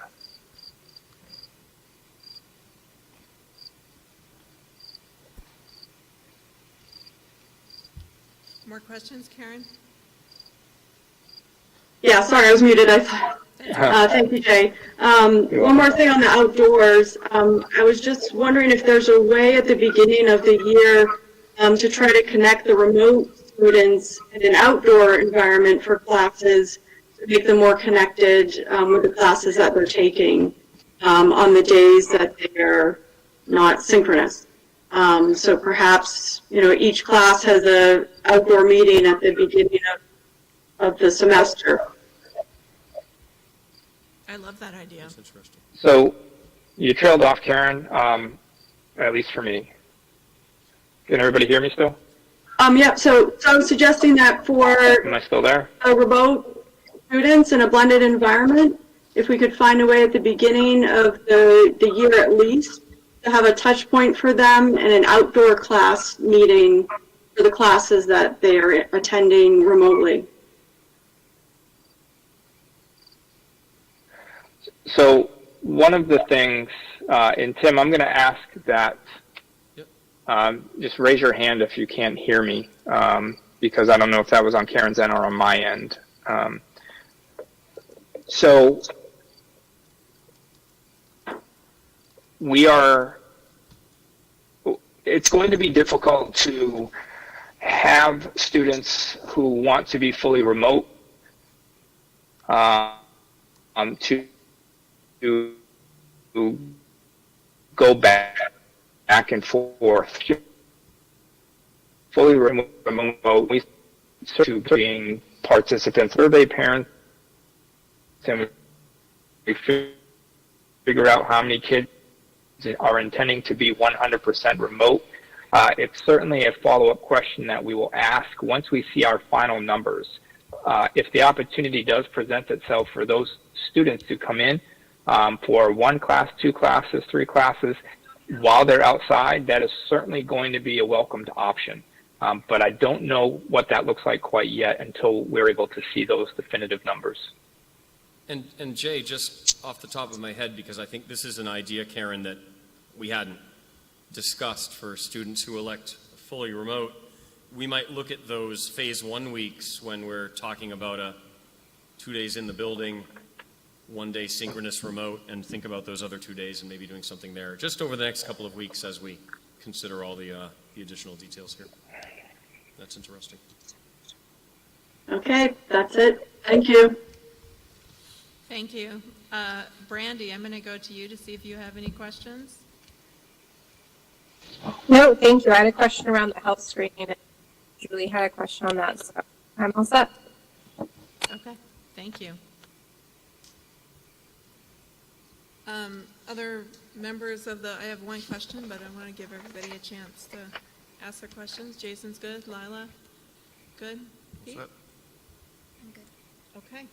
My only other question is about social, emotional, and sort of advisory, something for the kids to help support students. What thought has gone into that, and what are the plans for that? I'll start this one, Jay. I think the hamster may have jumped out of the wheel down there anyway.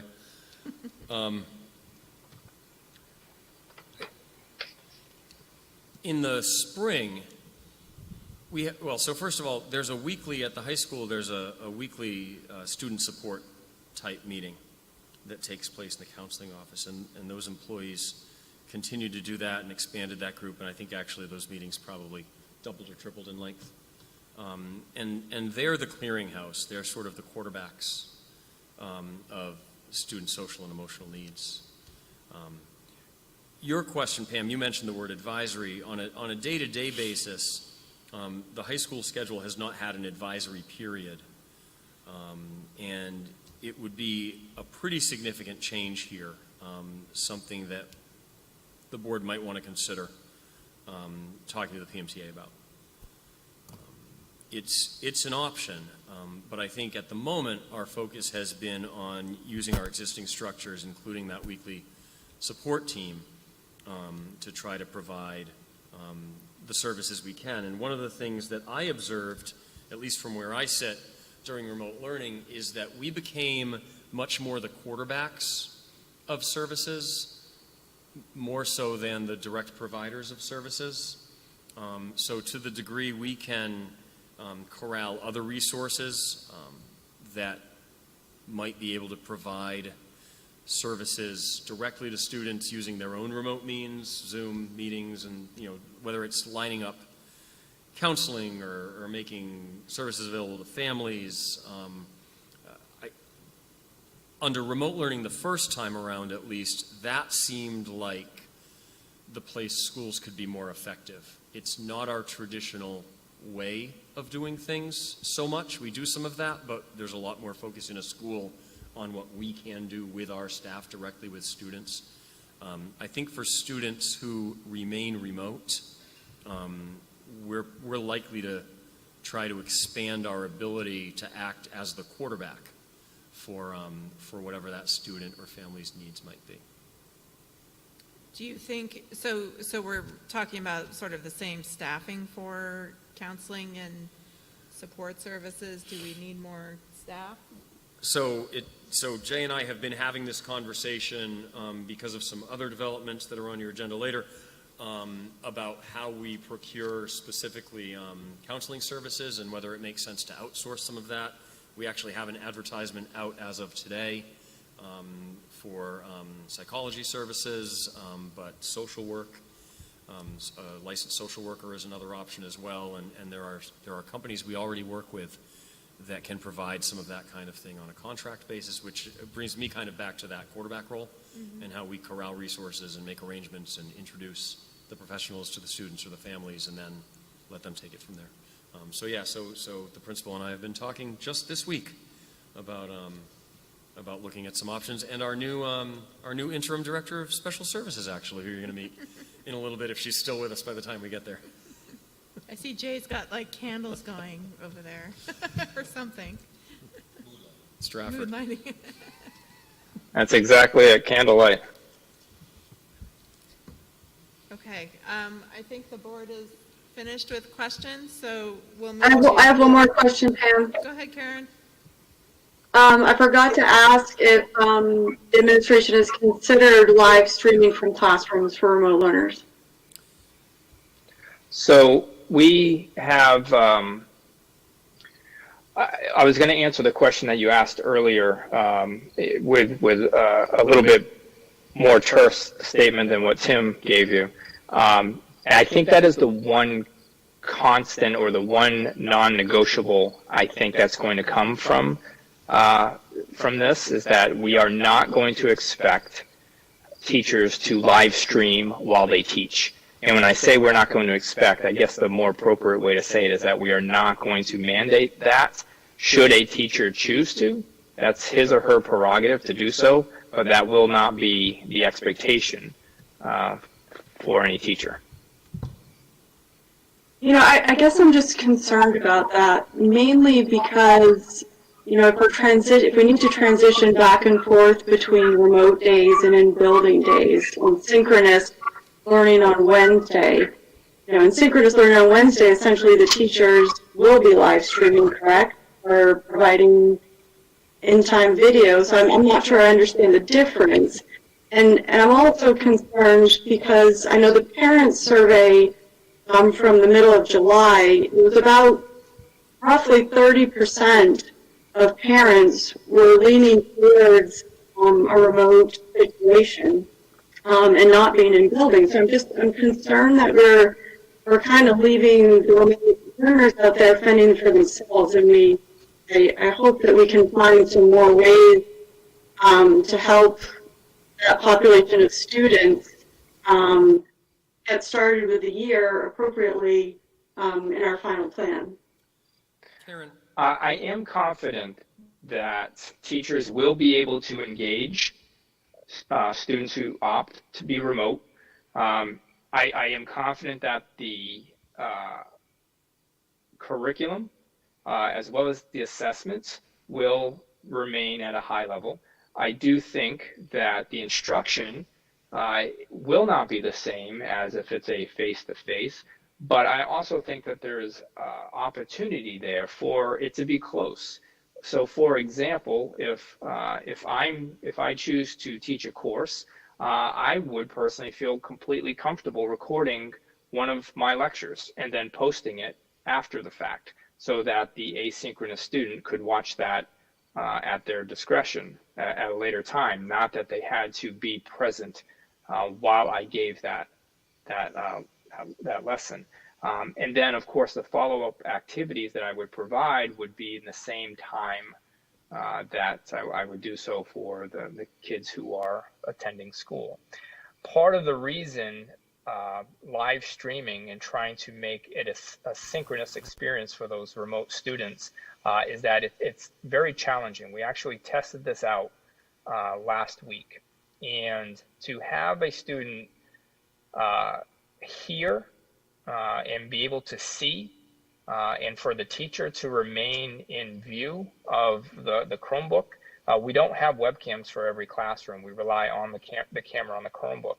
We're talking about having a Chromebook set up in a very specific spot so that the remote student could see not only the instructor, but also see the whiteboard, while at the same time trying to manage what's going on inside the classroom face-to-face with those who are present, while at the same time trying to pay attention to someone who might be raising their hand on the screen It's a lot to do. It's a lot to ask teachers to do.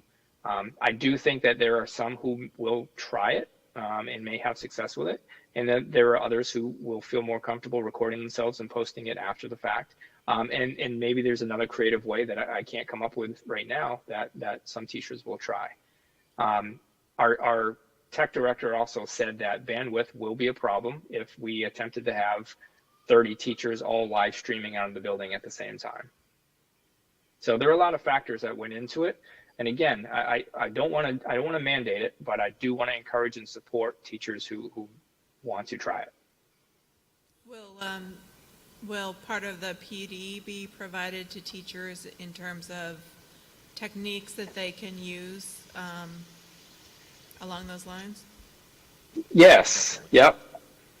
We have some pretty talented folks who were able to do that back in the spring, who hosted live meetings, who hosted live stream meetings, who recorded lessons and put lessons online, some who recorded videos, and then they were able to integrate live graphics and animations and things of that sort.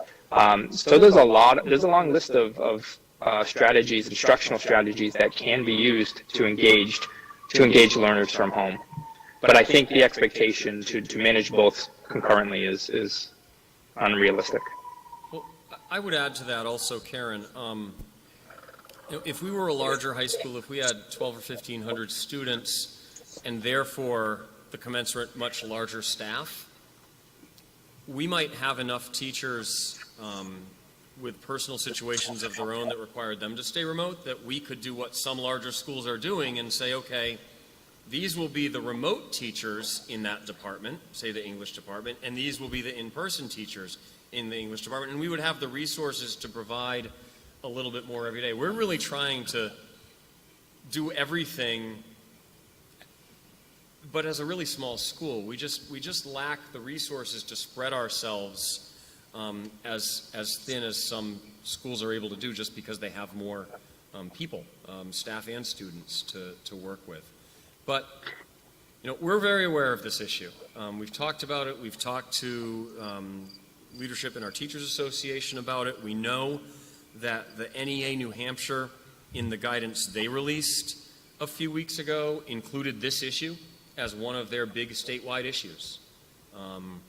And it's something that the statewide NEA is concerned about. So we're trying to be sensitive to the needs of our teachers, trying to provide as much support as we can, and like Jay said, really hoping that our teachers will find creative ways to engage every student every day if we can just support them. Thank you. Yeah, I understand that. And, obviously we're learning as we go in a lot of respects here. But I guess my point would be that something's better than nothing. And maybe if we can't do the work we want to at the outset, we can still do some other things to help connect those students to the classroom more. Thank you. Yep. There's a point. I know that we're getting ready to move into public, but this point being brought up is an important one from my perspective, that if we are not providing consistent instruction for asynchronistic students, that I would urge in this plan to come to a larger agreement for students to remain enrolled in Prospect Mountain, but take a full course load from a different online asynchronistic provider like VLabs. I know other districts have entered into that as a temporary solution. I know it's not what we want, but for students who need that kind of engagement and consistency across classes, that may be a very important thing to do. Fair enough. And you can, Jay, correct me if I'm wrong, but my impression of VLAX, my kids haven't taken VLAX courses, actually I think Karen's have, is that they aren't super synchronous. They're very more self-paced. Is that correct? Yeah, correct. I think the expectation is complete 3 assignments per week. They give you a time frame mapped out as to when the course should be done, but it is a work at your own pace with periodic check-ins with teachers. Okay. And And those early in this check-ins could be process, face-to-face meetings as well as email correspondence. among the different stakeholders we've spoken with early in this process, I met with a family, parents and a student who attends VLAX, who had at one time attended Prospect Mountain, and talked about the reasons for that change, the students' reasons for that change, the family's reasons for that change, and what their experience had been in VLAX. I'm not here to malign VLAX in any way. They provide an important option. But there's a lot of what I heard from that family in this plan. It's not everything I might have hoped for or imagined, but again, we're looking at a lot of compromises here. But I am curious, Julie, if a student who has been taking VLAX full-time might look at what we're planning to do here and actually be tempted to think about rejoining this community, because at least in a preliminary way, we're really trying to create ways for a student who's not able to be here every day to still be a part of Prospect Mountain. And I think that's amazing what you guys have done. I just think that with all the families and all the different people, we can't meet everybody's needs. So providing opportunities that can meet each family's needs as an option is a good idea. Absolutely. Okay, I'm very cognizant of the time. We're already past 8:30. I want to give the public a chance to ask questions and give their comments. And then after that, we'll take a short break and go in. We still have a number of action items left. So far, there are 2 questions from the public Google Meet connection. Yeah, so anyone who's watching the live stream of this meeting on YouTube, there is a Google Meet that you can join off the school's website. So that's pmhschool.com. And from there you can get to a link to a Google Meet where somebody will transcribe any question or comment you have. We have a couple to start with. We're on a little bit of a delay on that stream, so it'll be another 20 seconds before people watching hear that and then have a chance to go do that. But in the meantime, the first question is about the walk-through thermal scanners. Go ahead. Can I just ask, can we give them a phone number to call directly so they're not like bouncing around the website? I think the Google Meet has one. Yeah, go ahead. If you'd rather join the Google Meet by phone, the phone number is 925-471-5461. When you join, you'll be asked to enter a PIN. The PIN is 310-845-841, and then hit the pound sign. If you didn't catch that, please go to www.pmhschool.com to get the information.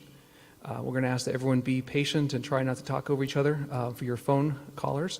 If you are joining by phone, please use *6 to mute yourself when you're not giving a question or input, and then *6 to unmute yourself when you are ready. If you've joined by computer, it's going to be easier if you just type your question. Thank you.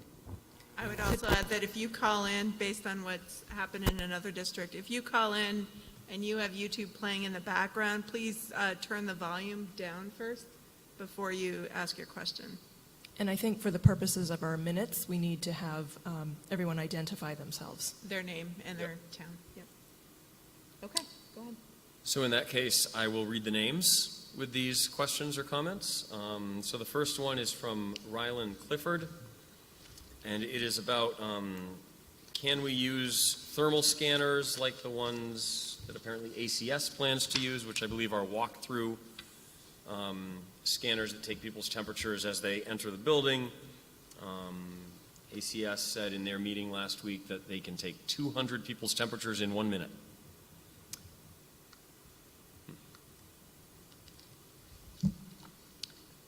I would just add they're also very expensive. Well, we can look into it. Yeah, no, we can. We can look at it, certainly.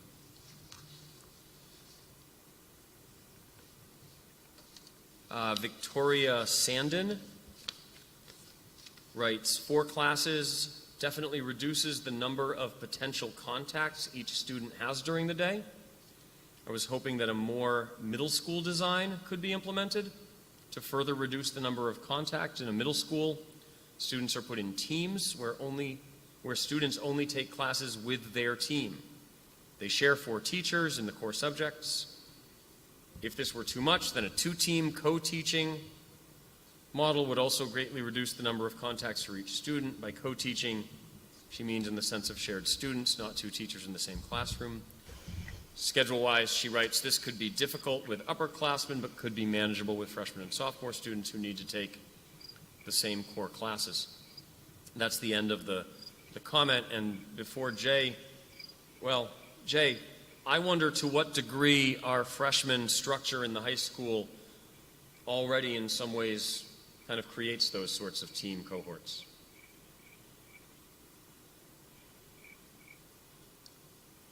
Or Jay's frozen.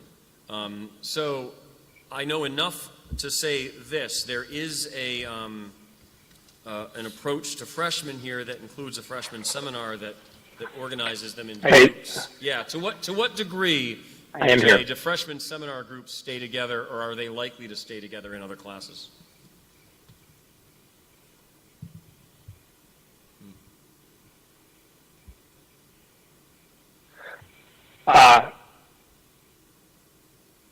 Can you hear me? Yep. Yeah.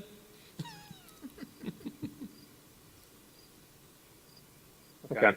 I'm going to talk until somebody else starts talking. So the answer to that question, is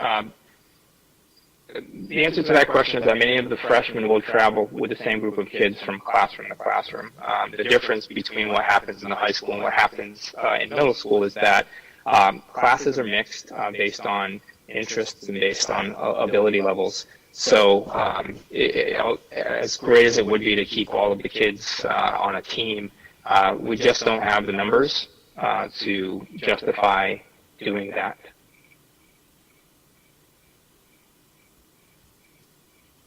I think we'd have to take away a lot of the choice of classes too. Yep. Right. Thanks, Jay. I'm sorry for the bad connection. I don't know what you heard, what you didn't. But... We got you. You're solid now. Okay. I keep looking at the ceiling, though. I think you're up on the ceiling for some reason.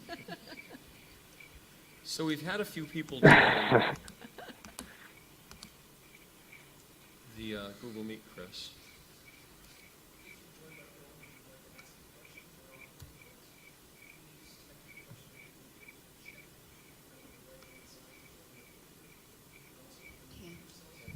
The audience member has a question. Oh.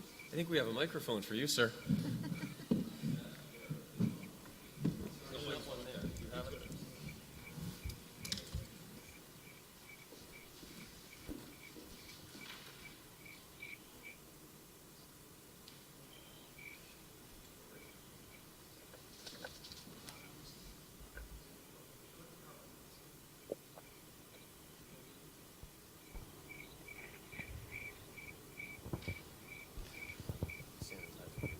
Great, thank you.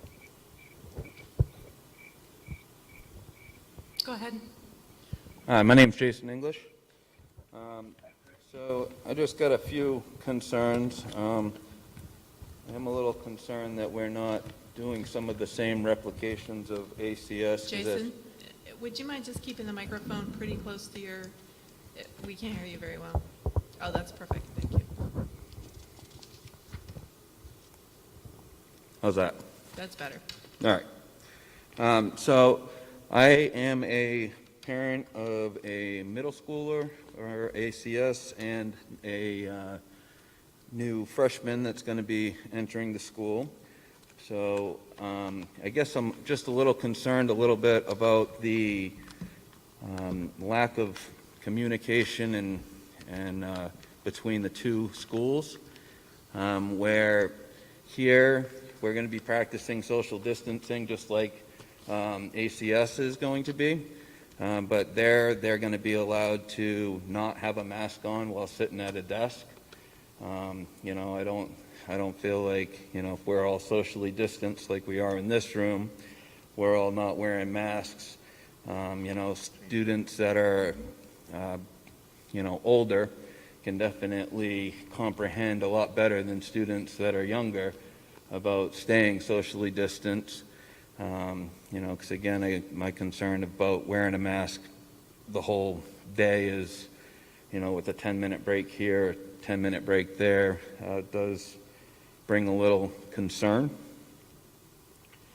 And then, Tim, you had said that this is not, you know, a lot of this stuff isn't political, and I would like to kind of challenge that a little bit. We, in this district, in this county, as your slide shows, since this has started, we have had 109 confirmed cases of COVID-19. Now, this is not a town, this is a county that is taken place. That is roughly about 7 months worth of time that COVID-19 has taken place. The tourist season, if you will, started in June. We are now in August. It has been going on for 2 months now.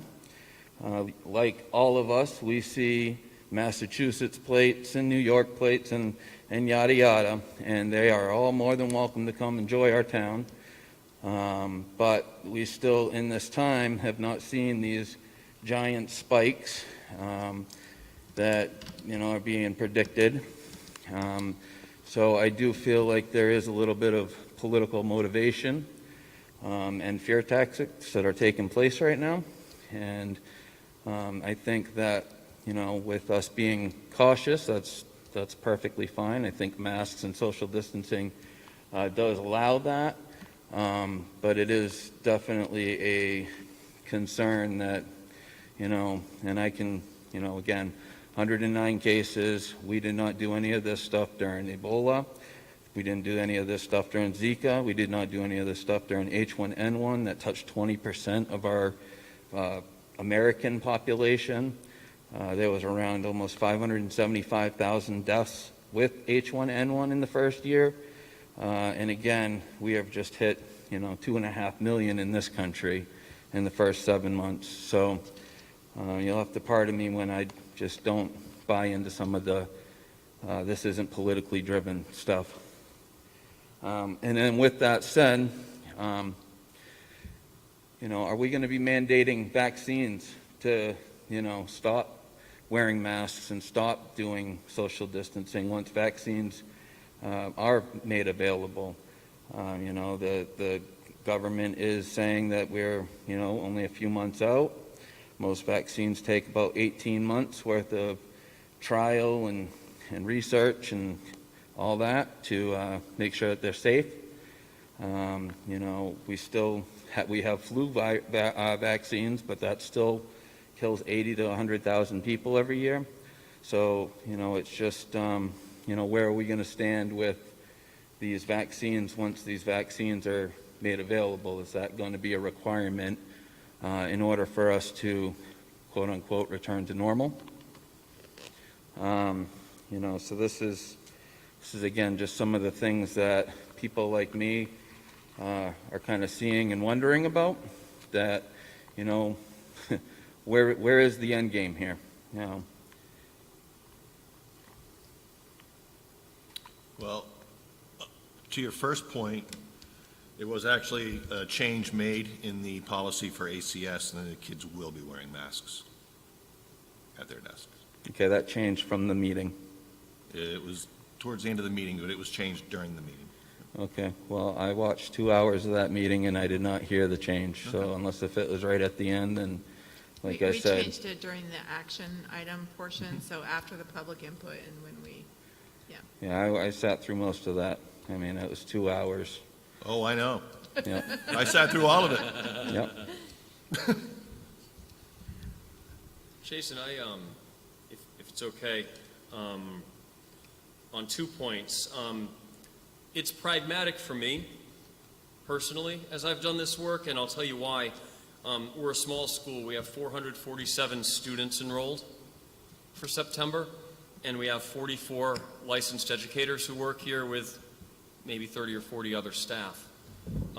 So regardless of their motivations and families' motivations, I'm thinking about the effective operation, the financial stability, and the survival of a school. And I know maybe there's an exaggeration there, public schools survive, but a public school that suffers a dramatic decrease in enrollment for any reason doesn't look the same the next year. It has long-lasting impacts. So what I mean by this is a pragmatic situation for me, it's not political for me, is it's about making everyone in the comfortable, regardless of their motivations, feel like they can remain enrolled and participating, because that's the best thing for the organization going forward. So that's sort of my business hat as I look at the operation and the school. And then on the subject of vaccines, I think, we've been left to make a lot of local decisions in this current situation. In the spring, we were not. We started to make local decisions, and then the governor stepped in. I think that however that timeline proceeds, it is at least likely that those decisions will not be left to us to make locally, so we have not entertained them right now. Well, I understand that, sir. We send our kids to school, quote unquote, during the flu season.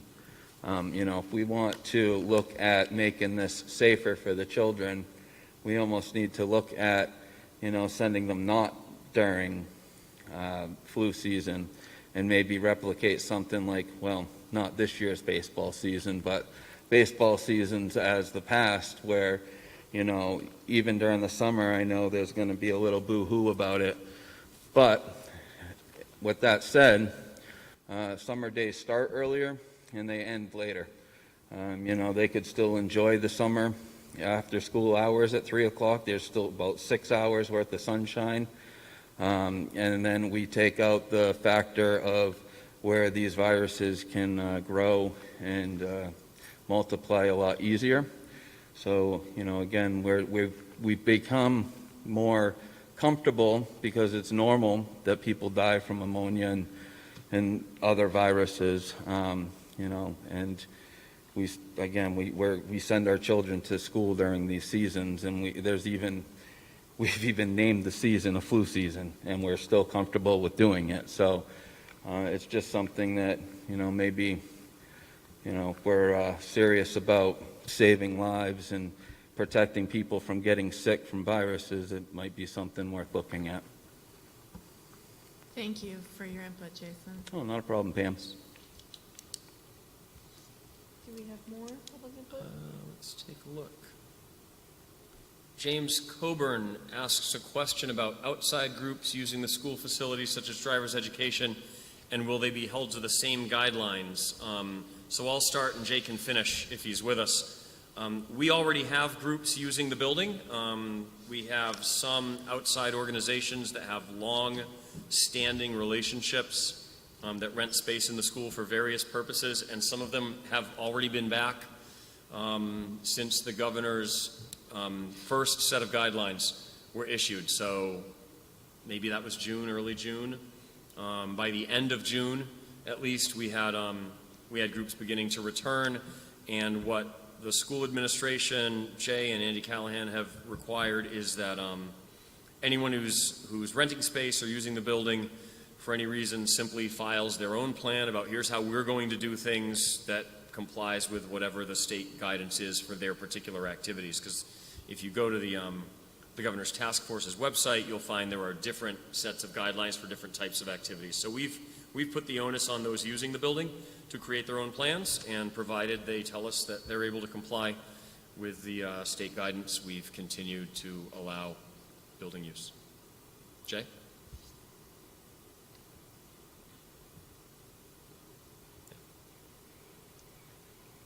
Yeah, that's correct. Yeah. Nothing more to add there. Regarding driver's ed specifically, which the question mentioned, Jay, do you have an update on that yet? Or is it too early right now?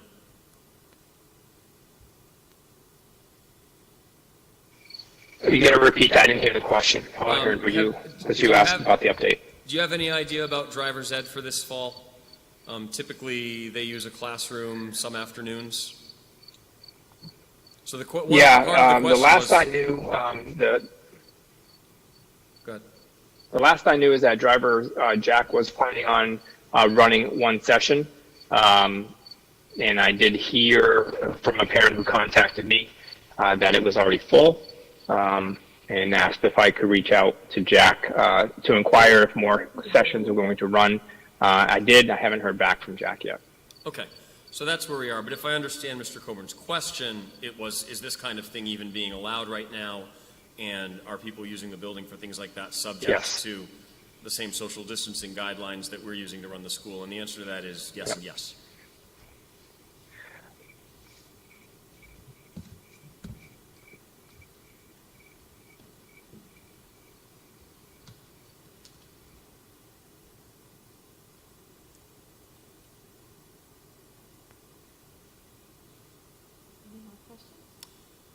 We just had somebody join again. Take a look here.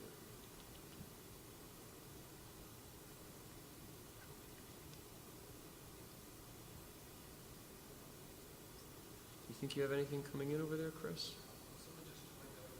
I noticed that. Somebody did just join.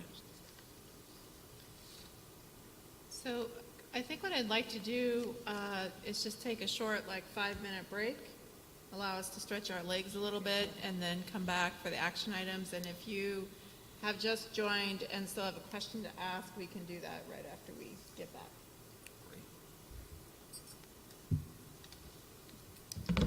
All right.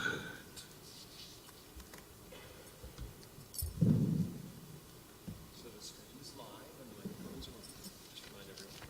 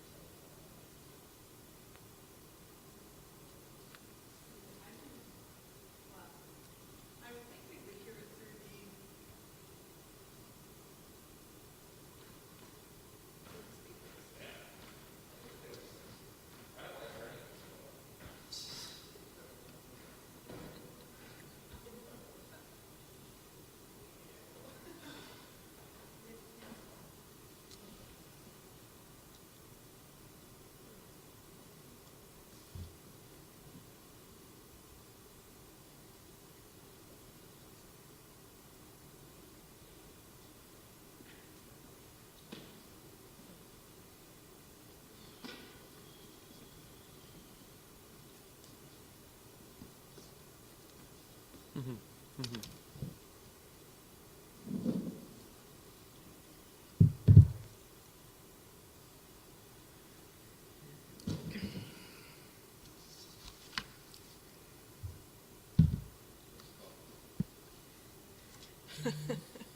got one this afternoon. I usually don't drink after. It's a Keurig in my office. I did, I went through. Going?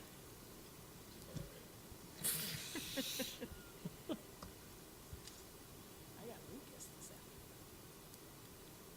Lucas coffee? Oh, it was a little firm. Good stuff.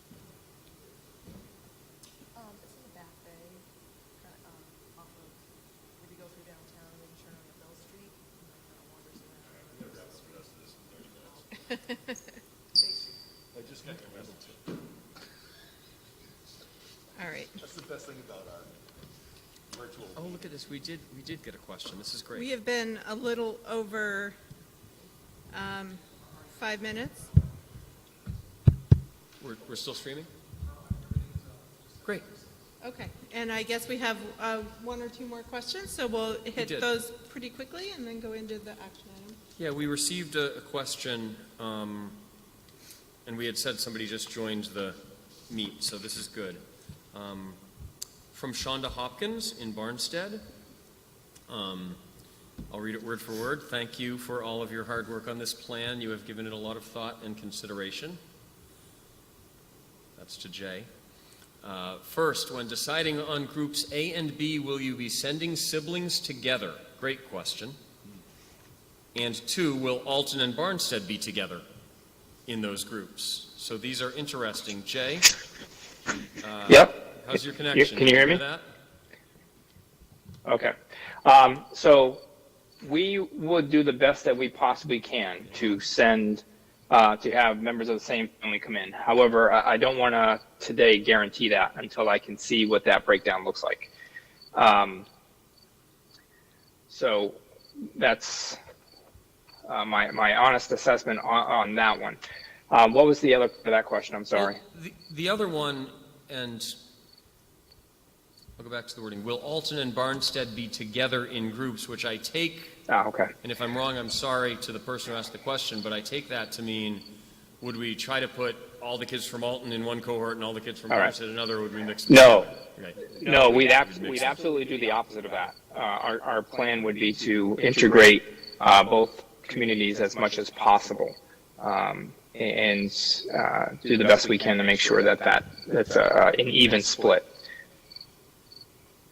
I do think with the transportation arrangements, that putting siblings together could be huge. I know it will be for my family. It certainly makes all the sense in the world that we make every possible effort to do that. And correct. We're small enough that we're able to really approach things that way, usually, and exercise a lot of care. I'm guessing that the impetus of her question is more to do with scheduling, like what time each school starts and ends, that type of thing. Mm-hmm. Oh, you mean between this and other schools? Well, the idea between keeping Barnstead and Alton separate would just be, because that question came up at our board meeting about kind of trying to arrange the start and stop times of schools for parents who have to provide their own transportation. I guess I assumed during the transportation portion that they had all worked that out between them already. So I spoke with the superintendents in both Alton and Barnstead, and our late start was sort of our best way of accommodating everybody's needs. So my understanding is that the elementary schools will be starting at or close to their traditional start times, and then we'd be bringing students here right afterwards. The busing situation is actually not exactly the same, the way we work with high school students in the two communities, but this is the best solution for us, and we're able to make it the same in both towns. Okay. Hopefully we answered the questions there. Any more questions? Looks like we may be done. Tim, can you type, or have somebody type those up into a We have that. FAQ? Like, okay. We have that. Great. And post that? Great. All right, moving on. I don't see this as an action item, but I think it needs to be the first action item. So Are you closing public input? I'm closing public input. Oh, we did get another question? Is Oh, that okay? I'm sorry, Pam? I'm reopening public input. So the question is, if Alton Central's budget is smaller than the high school's, how can they afford a thermal image camera? And we have to take our own temperatures and use the app. And Mr. Sorrentino, who asked the question, I would just say that we didn't consider buying a piece of equipment to do this, but after the input we've received tonight, we will look at that and we'll consider it. And I would add that all the schools are getting federal CARES money for different aspects of remote learning, federal grant money. It doesn't necessarily need to come from the local budget, depending on how the schools are choosing to spend those funds. Okay. Good? Yeah. Okay. We have another public input at the end, so we can address more questions at the end if we need to. All right, closing public input. Action item, we'll call it 0, will be the reopening plan. So I'm looking for a motion, as well as we'll entertain any recommended amendments to the plan. I'll make a motion that the superintendent and administration continue working on the draft plan, incorporating some of the ideas that they heard here today from the board and the public. I'll second. Can I clarify, you still want it to be a draft, or I think families are looking for some more concrete? Oh, I thought they were going to revisit this in 18th. 18th. On the 18th? As Okay, right. all right. At least that's a real plan. Tim, is that right? And You'll come back? I mean, I can talk very briefly about the rationale for that. You know, we have, I think, some good agreements in principle with labor, with organized labor, about our intentions and this plan, but over the next couple of weeks, we need to distill those into proposed memorandums of understanding that the board and those labor organizations could agree to formally. And then, as some people have asked questions about some details here, we've got more to spell out for the communities, and we'd like to do that for you before you give your final approval to this plan. Okay. And the only other way, Pam, is if I can withdraw my motion and make it and give it the authority to the superintendent, if that's something that we would. I'll withdraw my first motion. You want- So We I'm will. going to amend my motion to say, I make a motion to give the superintendent the authority, along with administrative staff, to make the changes to the draft to make it a more permanent plan with the input from the board and the public, as heard today, because this is fluid and fast in case we cannot get back together in a timely fashion so families can be notified as quick as possible. Do we have a second? And I'll second that. I think I just feel like school boards need to vote on these plans. I'm perfectly okay with tabling it till the 18th or meeting again in August, but I think I we can agree, approve Pam. something that they haven't finalized with the unions. yeah, no, I'm fine with that, but I just don't want to leave it open-ended without a board vote at all. We couldn't hear Lila's comment. I just said that I don't think we can finalize and approve something that hasn't been brought to the union and fully negotiated on, or MOU'd. So this is, everywhere in the state, in my opinion, here's what's going to happen. If a board approves a plan, it's going to end up reconvening sometime within a few weeks to deal with the labor issues. Or, if you approve sort of our direction and intentions, which is kind of what I'm asking you to do, then we get to make sure that we've considered all of those issues along the way.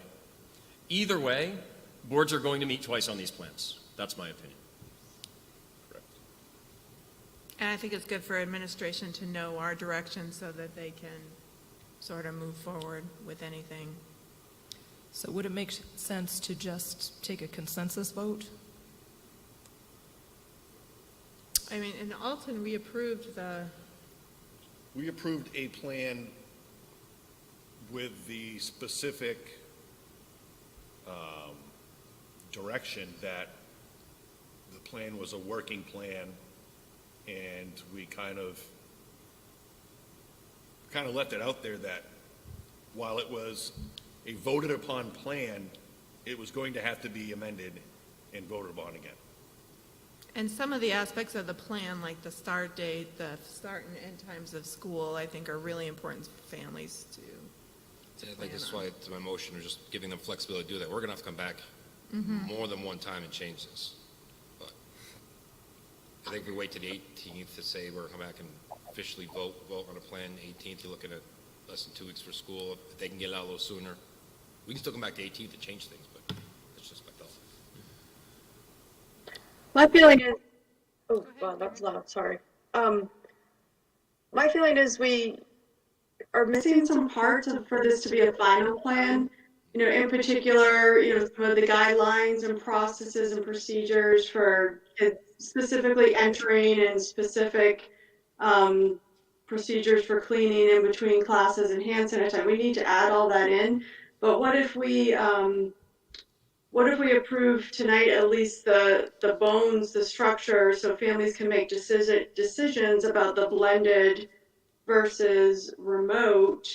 Those seem to be the main things we need in place for families to be able to answer the surveys so that the administration knows the numbers. In some sense, we need to have a feeling about that to finish a lot of the items. I agree with Karen, yeah. So again, Additionally, I'd like to see an emphasis towards the advisory or some more social emotional learning structures for kids. What if we approved the basic structure of the phase 1 and phase 2 and the remote and blended schedules as a starting point? Does that make sense? again, I don't know, I'm just gonna go back to, I guess the motion made, that gave the authority to the superintendent and the administration to kind of change this to what they heard from the board and they heard from the community to kind of get this rolling. And we're just, that is our direction to start with those things, including social, emotional, everything we've asked in there, to at least start it. We're saying, get this going, we support you. And then we're gonna come back and have to look at this and fully implement it or change things again. Do we need to vote on the motion and whether or not we need a motion? I'm not even sure we need a motion. I mean, that's what we're looking for, right, I think folks? there- We want to make sure that you don't say, Tim, Jay, everybody, Never mind. no, don't do this. You know, open the place to everybody at the beginning of September or send them to VLAX, which is very different from what we've proposed, right? So we just want to be sure that as we move forward and we do begin talking to parents, and we do ask questions like, what are your choices? What are your needs as far as bus transportation and things like that? We don't want to ambush you as we get closer to the start of the school year, nor do we want to end up being ambushed by you.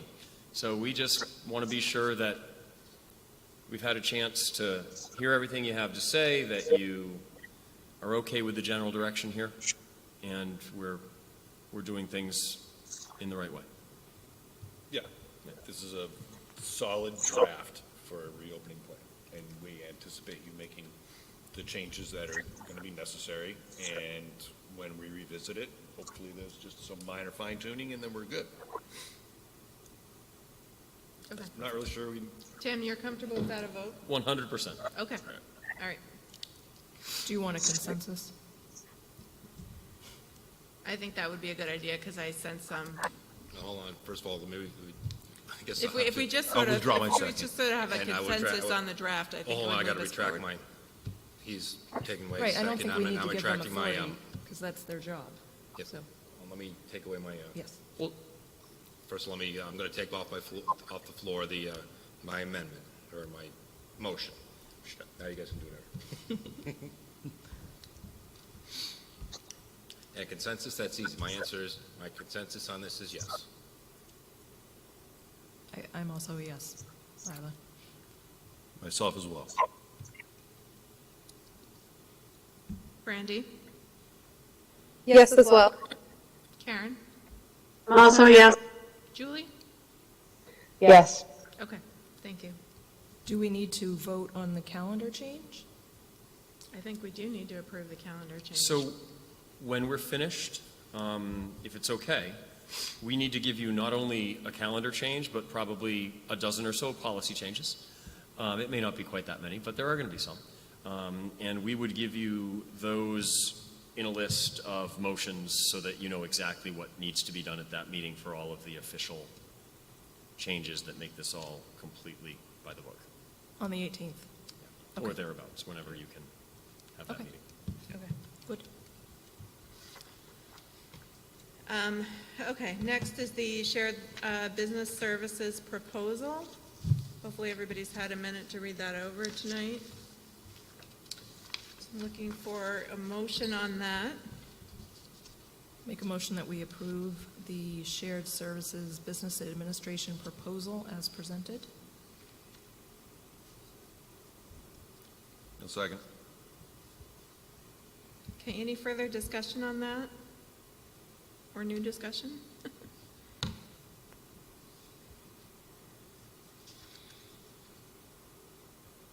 All right. Karen, do you have anything? No?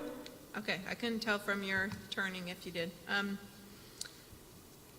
Okay, so by roll call, we'll vote on that. Jason, yes? Lila, yes? Peter, yes. Brandy? Yes. Karen, yes. Yes. Thank you. We have a personnel report, and Sharon, thank you for hanging in with us tonight. I'll let Tim introduce you. Let's see if she's She's still there. still listening. Sharon, are you there after all this time? Hi, there she is. So, members of the Joint Board will recall that in June, after the resignation of our Director of Special Services, you conferred upon me the authority to find and appoint an interim director to serve for this year, not only to facilitate the operations of the Special Services Department at the high school, but to help think about your shared services future plans. I don't think we could have found a better candidate to do those things.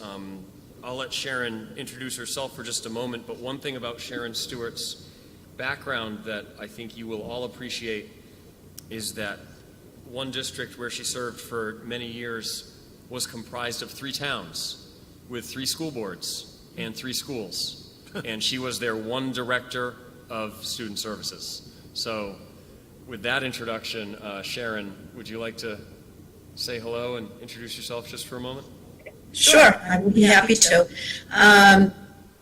I have come to the Lakes region after a very long career in Massachusetts that I absolutely loved. I have found working with students and families of students with special needs to be a real passion of mine. I dedicated my life to it, frankly. And when I retired, I really wasn't quite done. I took about a 2-month break and then went right back into working at a high school, which actually, as Tim mentioned, I served as the special ed director for the 3 elementary schools of Oxford, Topsfield, and Middleton in the northeast part of Mass, pretty high-performing districts. And the students all went to the regional high school. And that's where I went to go work for a couple months, for 6 months. And after I retired, and it was a real pleasure to get to meet parents all over again and students that I had known since they were 3 years old. So it was really quite a remarkable encore that I had there for a brief period of time. And throughout my career, I've also mentored and taught classes, seminars, graduate courses, because I have a deep passion in empowering others with their understanding and increasing capacity. So that's part of what I really love and enjoy doing. So while I retired, I never really stopped working. I just moved into an encore situation. I have had the opportunity to meet with Mrs. Stevens a few times, and she's been a wealth of information. I am very excited about the opportunity to work at Mountain High School. Every single interaction I've had, whether it's face-to-face or on a video conference or a phone call, has just reaffirmed for me that this is a place that cares about children. So I am thrilled to be part of the community. I only worked for three, in a 40-year career, I only worked 3 places. And because I really care deeply about the relationships with people, because that's in fact how you're able to facilitate high achievement and change. So my last place of employment was the Topsville, Boxford, Middleton Public Schools, as Tim referenced, and I was there 16 years. Worked with 1 superintendent, 1 business manager, and 2 directors of curriculum. So the stability we were able to create within those communities in terms of what the children experienced for their education was really something to be proud of, because we were a team. So I look forward to being part of this team and happy to share any insights I might have, or experiences, or answer questions about what that shared governance structure was like to work within, and to help foster the relationships and the bridge across the board from elementary all the way up through high school. We worked as one, even with our regional partner district. So I'm happy to be here. I thank the board and Tim and Jay and the rest of the staff who were part of the interview for giving me the opportunity and having some confidence I can make a difference for your students. We're really happy to have you. Welcome. Thank you. I just want to make a note for the public that Sharon will also be acting as a consultant to help us design student services or special education across the 3 schools as we move into shared services starting next year, or maybe recommend would be a better word than design.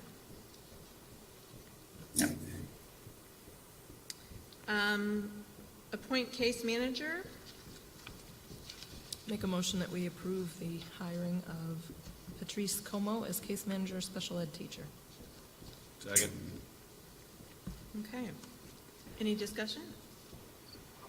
Just for point of clarification, her name is Patrice Spriza. Como was the name that she had when we hired her, but she's since gotten married. Okay, then I amend that motion to name Patrice Spriza. I'll amend my second. Any further discussion? All right, Jason. Yes. Lila. Yes. Yes. Yes from me. Brandy? Yes. Karen?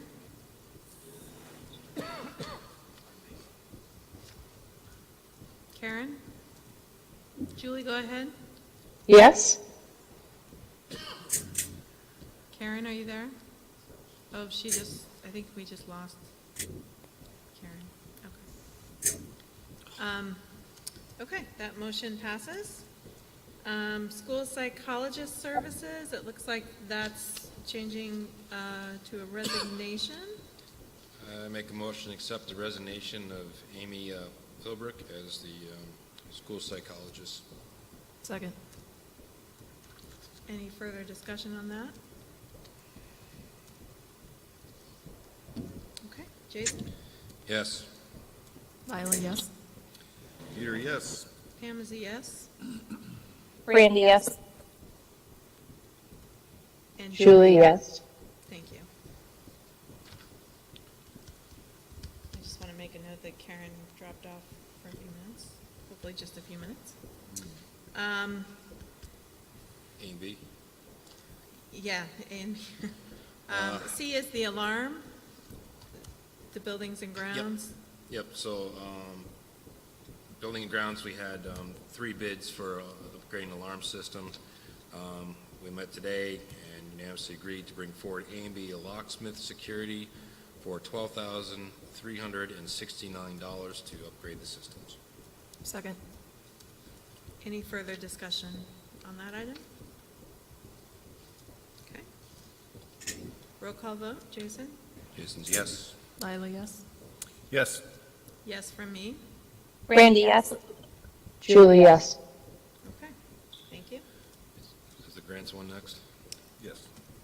Oh, it was actually superintendent services was next. We can switch them around. They're a little Switch around. easier. Make a Finance motion to, committee? make a motion for the superintendent to be able to accept federal grants. Oh, okay, yes. We have a Second second? Okay. I didn't mean like a yes vote, I meant like, yes, okay.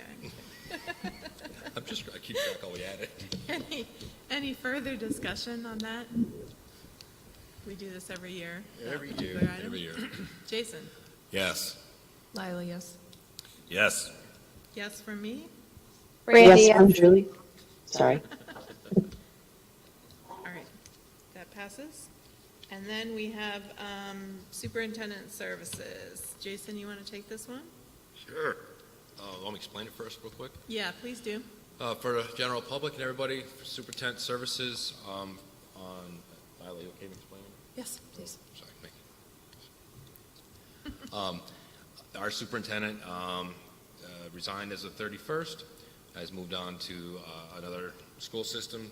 So what we have decided, and we talked with the joint board, is we want to have Superintendent Broderick as our acting superintendent as we work through a negotiation period with him to share the services.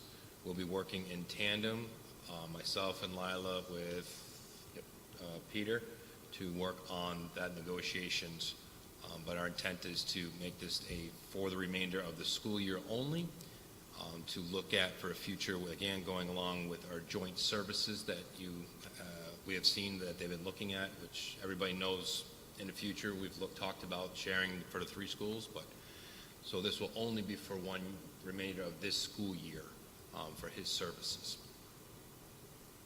And I think we should add that as we look to combine superintendent services next year, we do plan to go out for a search during this school year and post that externally as well. So we're going out, the plan at least right now, according to the MOU, is to go out for a shared superintendent between all 3 districts during this school year.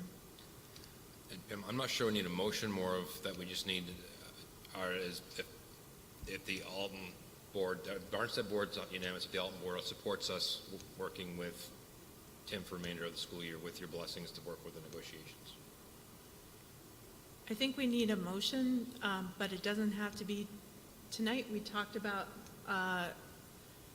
making it on an acting basis until that negotiation is finished, and then because it might involve modification of both contracts, depending on how that goes. So do we need a motion tonight, or just that we can continue working on it? Yeah, and I think we need to authorize, we were going to authorize one person from each board to continue with that negotiation. Barnstead authorized both of us, so. Okay. So, can you handle them both? Oh, yeah. Okay. Oh, yeah. So, I'm very mean, Peter. I'll make a motion that the board approve myself, Lila, and Peter to work on negotiations with Tim Broderick for shared services at the Barnstead Elementary School for 1 year as acting superintendent. And then we'll come back to the board with the official, what we can vote on, make sure it all lines up. great. We have a second? I'll second that. Thank you. Any further discussion? Okay. Roll call vote. Jason? Yes. Lila, yes? Peter, yes. Pam, yes? Brandy, yes. Karen, yes. Julie, yes. I would just like to say thank you very much from our Barnstead side. It's happened the last minute, and Tim stepping up and you guys working with us is, this is why we have a good joint board, and I think we have a very good working relationship. So we appreciate it. Thank you. Absolutely. I agree. Thank you.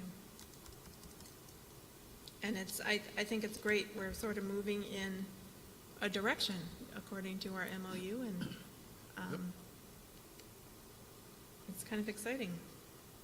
It's not exciting to lose a superintendent, but it's kind of exciting to move in a specific direction.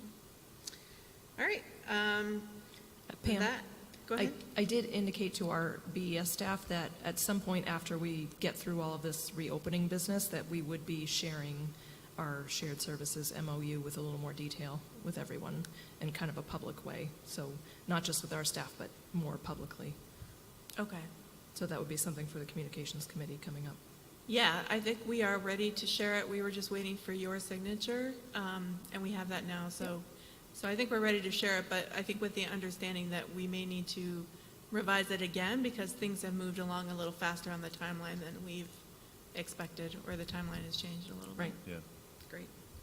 Thank you, Lila. Mm-hmm. That's it for action items, I think. Is there anything? I know there's just a lot going on tonight. You got it. Okay, we good? All right. We need to approve the grant, federal grant. Did I miss that? We did that while you were, Okay. You are absent. Sure. while you were having your power outage. Okay, we have another public input on the agenda. We have one question? Okay.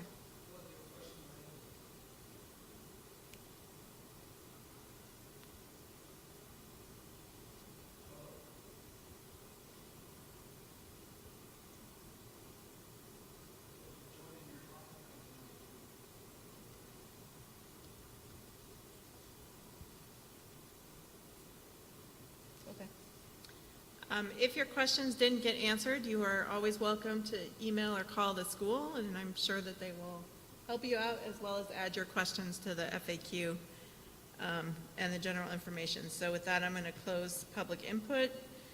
We do not need a non-public. We had one earlier. Future follow-up items? Anybody? Plenty.